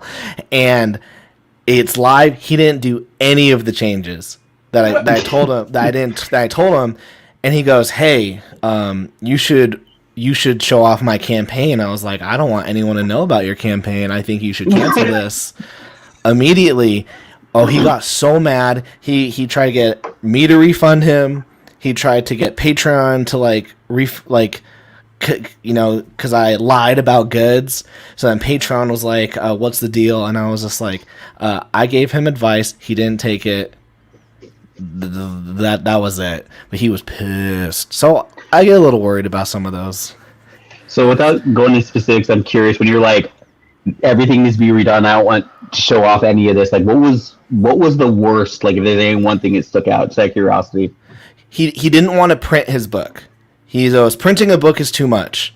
So I went, and I went, fair enough. I'm very pro digital, but I'm not pro $50 digital for a 20-page for a $20 floppy. And he goes, "Well, so you pay $50 for the 20, but then next year when I make issue 2, I'll remember to get you issue 2." And I was like, "Oh, that's just not gonna work. That's just not gonna fly to anyone." If you see a digital tier, you're probably guessing it's gonna be $10 or less, give or take.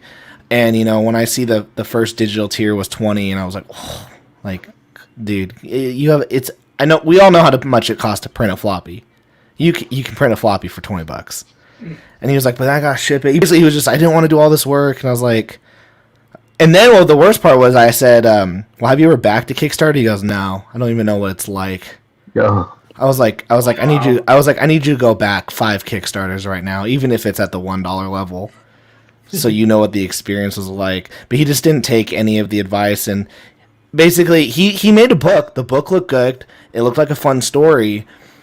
But if you're not gonna give your customers the experience or just a good product for a good price, I mean, come on, $20 for a 20-page floppy issue. I see Rob just like shaking his head, just like, "Get out of here." Yeah, I've seen a lot of those, and I'm like, dude, really? And then they're like, they want you to promote them, like through, like, they message you like, "Hey, will you promote my book?" And I look, and I'm like, hell no. Yeah, because then it looks bad on you, because you might have someone like, "Rob, I saw you tweet about this campaign, I backed it. Like, No, what the heck? You endorse this?" Yeah, no, I'm like, yeah. If I won't back it, then I'm like, Well, that's what you have to do what I do on the show. You go on, you say, "Hey, make this right." And we had 2 creators, one of which was Michael Oden, step up and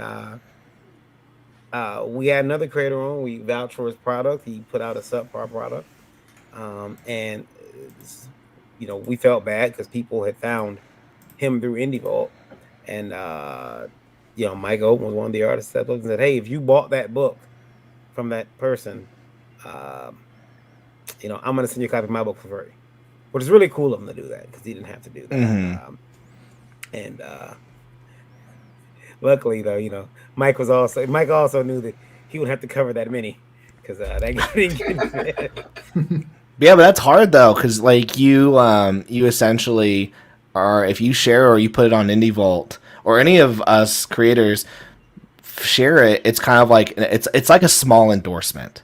I get it. Yeah, I perceive that. Yeah. It can't like Larry and I. That's why I stopped my live shows because I had someone go, "Hey, I didn't get the book that the creator you had on the show never fulfilled the book." And I watched your show and you told me to back it and I went, oh my gosh. Mm-hmm. That does not look good on me, and I hate that creator now, James Dean, and so yeah, that can be scary. And so when that Patreon guy was like, hey, I want my money back, or unless you do a review, it's like make your campaign better. I gave you the tools. I even said, do you know what I do, guys? I look at Common America by Tim Lim and Mark Pellegrini. They did 130,000 in 3 days. I copy and paste what their campaign looks like. Just look at someone else's campaign. I go, okay, I'm gonna copy everything about this. Yeah. Make it look good. Yeah, I don't do that. I did that in school. It's how I made it through. But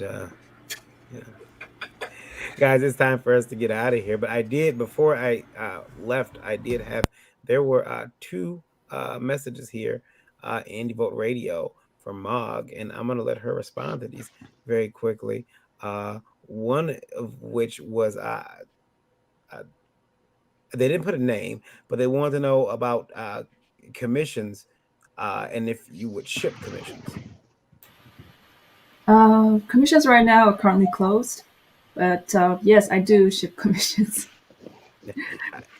I remember of seeing someone wrote into us recently, and they said that they bought a commission from a person. They got the artwork, but they got the digital version, and the artist told them, "Oh, you didn't pay for the physical, because that's a different price." And so I think we all have to make sure we tell people that, because, like Eric, you made the transition to almost just being straight digital, right? For the most part, I still do traditional at shows on sketch covers and cards and sheets of paper, but which is gonna make those physical sheets all the more worth it.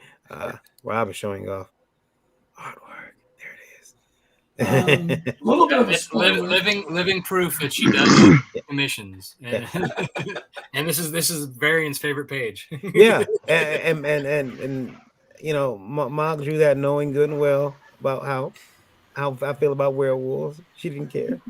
She just I'm gonna draw the most frightening. Oh, my heart palpitations was thinking about it.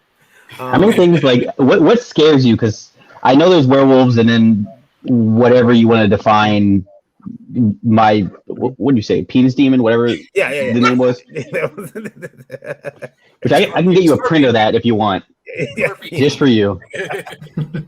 Sure, it's I called it penis scorpion demon. There we go. It's a scorpion. For me, werewolves is like it's all the qualities of a dog with all the smarts of a human. So it's like not only is it has this like animal instincts to stalk me, but it knows how to fuck with me when it stalks me. Pops is offering you some therapy session here. If you draw some, you might get over that irrational fear. There you go. That is true, but I don't know. They told me to go swimming to go over my fear of water. That did not work out. I'm now more terrified of water than ever. Well, now you're just afraid of drowning. So.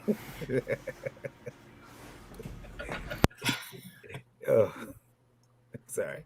It is time for us to wrap up. Oh, actually, there was one more question too for Mark. Mark, and it comes from, this one came from the Philippines, and this person, Colleen asked, what drawing materials does Mog use, 2Gs, when drawing most of those covers? I think it's not, I don't think those are covers. Oh, well, yeah, I guess they are. The one is a cover, but that's not the original.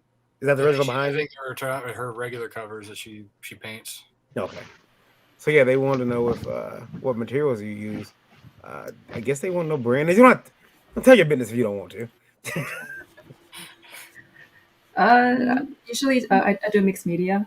If I do traditional, and if I go digital, I do Photoshop to paint. It's always mixed. I always use Photoshop and Clip Studio. I combine everything, digital / traditional. So yeah. And sometimes she grounds up gemstones.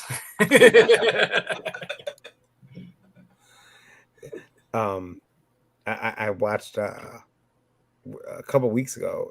Eric and I were on the way to South Dakota, and I witnessed Eric.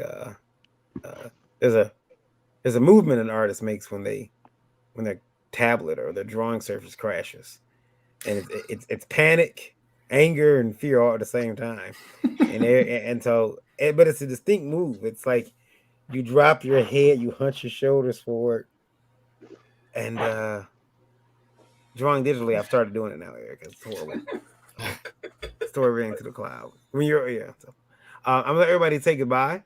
We've got. We'll start with Chris first. Chris, tell everyone goodbye.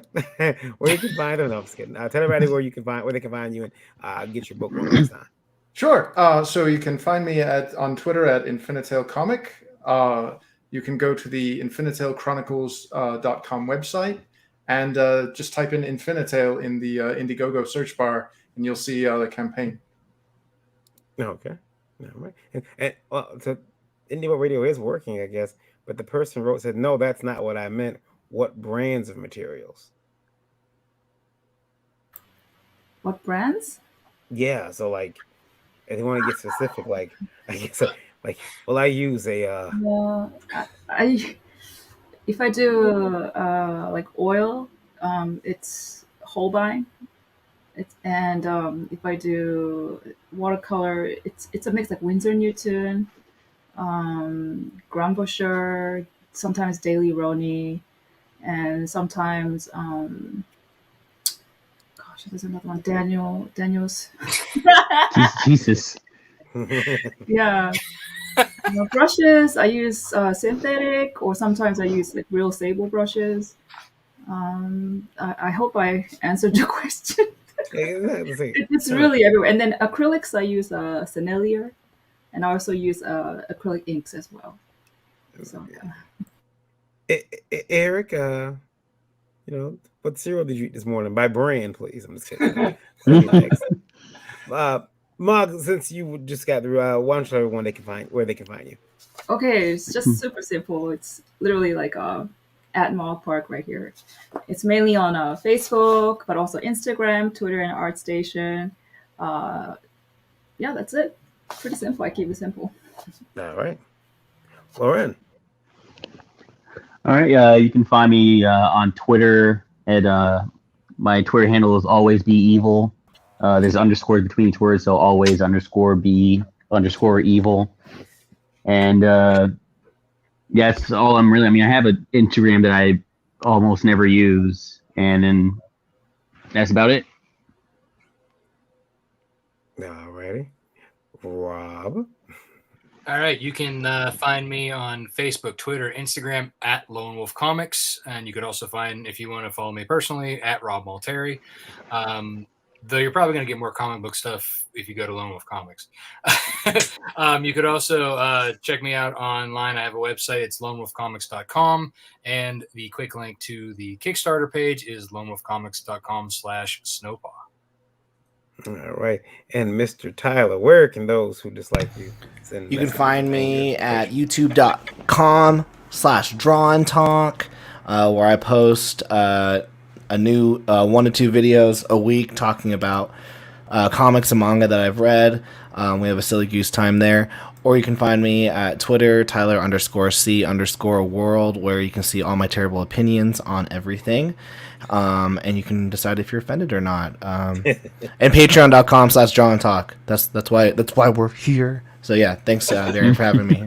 Yeah, no problem. Jonathan. You can find me at JTMK Comic on Twitter, also on Facebook. My website is jtmkcomic.com. I come out with the webcomic, a new page every Wednesday and Friday. Also has a link to my Kickstarter. So if you want to catch the campaign, you go to jtmkcomic.com and just hit the link. And my name is Eric Hodson. You can find me at Dreaded Dinosaur on all the social medias, Twitter, Instagram, Facebook, a few others, probably, and DeviantArt, which I haven't updated in several months. But yeah, please go over to Webtoon or Tapas and catch up on Dreaded Dinosaur Man. I'm going to be getting back to work on that now that I don't have cons coming out the wazoo every weekend. And I'm also going to be getting back to work on American Bliss, which will be coming out from Genuine Comics. Hopefully, probably first of next year, somewhere around there. And November, I started drawing the British Bulldog book for Mess Bucket Comics. So I've got a full plate. Dominic. And I got a full plate of work. And also, a little bit of a spoiler, the Kilted Avenger is going to make a cameo appearance in an upcoming issue of U.S. Assassin. So be on the lookout for that getting announced soon, too. That's I'm looking forward to that. I've known for months. I know everything. No one man should have all his power. That's what. Yeah. Indie Princess, say goodbye. Goodbye. You guys can find me. Go to Linktree Indie_Princess, and all my links are there. And yeah, check out my Kickstarter. Go check out Lore. Thank you.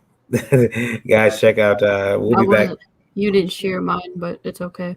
It's fine. You're part of the show. That's cheating. If you want to be part of the show, send your emails to indievote@indievote.com and include Indievote Live in the subject. Keep us emails in 90 words or less. You can listen online now, Indievote Radio, the app on TuneIn. Use TuneIn or stream on iPhone to listen in there. Or you can download the app on Google Play. And then Indievote TV on Roku. It's like Netflix, but it's free. It's indie movies, long form content. At one point, when YouTube would say you can't put that on the air, we would put it here. And we still do that sometimes. There's some special stuff up there. Go check it out. Download it today. It's free. And then, of course, I'll be back here Thursday morning. We want to continue to send out our prayers and well wishes to Randy Zimmerman, who is recovering from COVID in the hospital. So we're sending Randy our best. I'll take us out of here, everyone. Till then, leave this industry a better place than please find this industry. And leave this industry better than you found it. Yeah, because I said leave this industry. Wow, that was messed up. Leave this industry. Get out. Everyone have a great night. I'll take us out of here. Thank you. Goodbye. Good night. Thank you.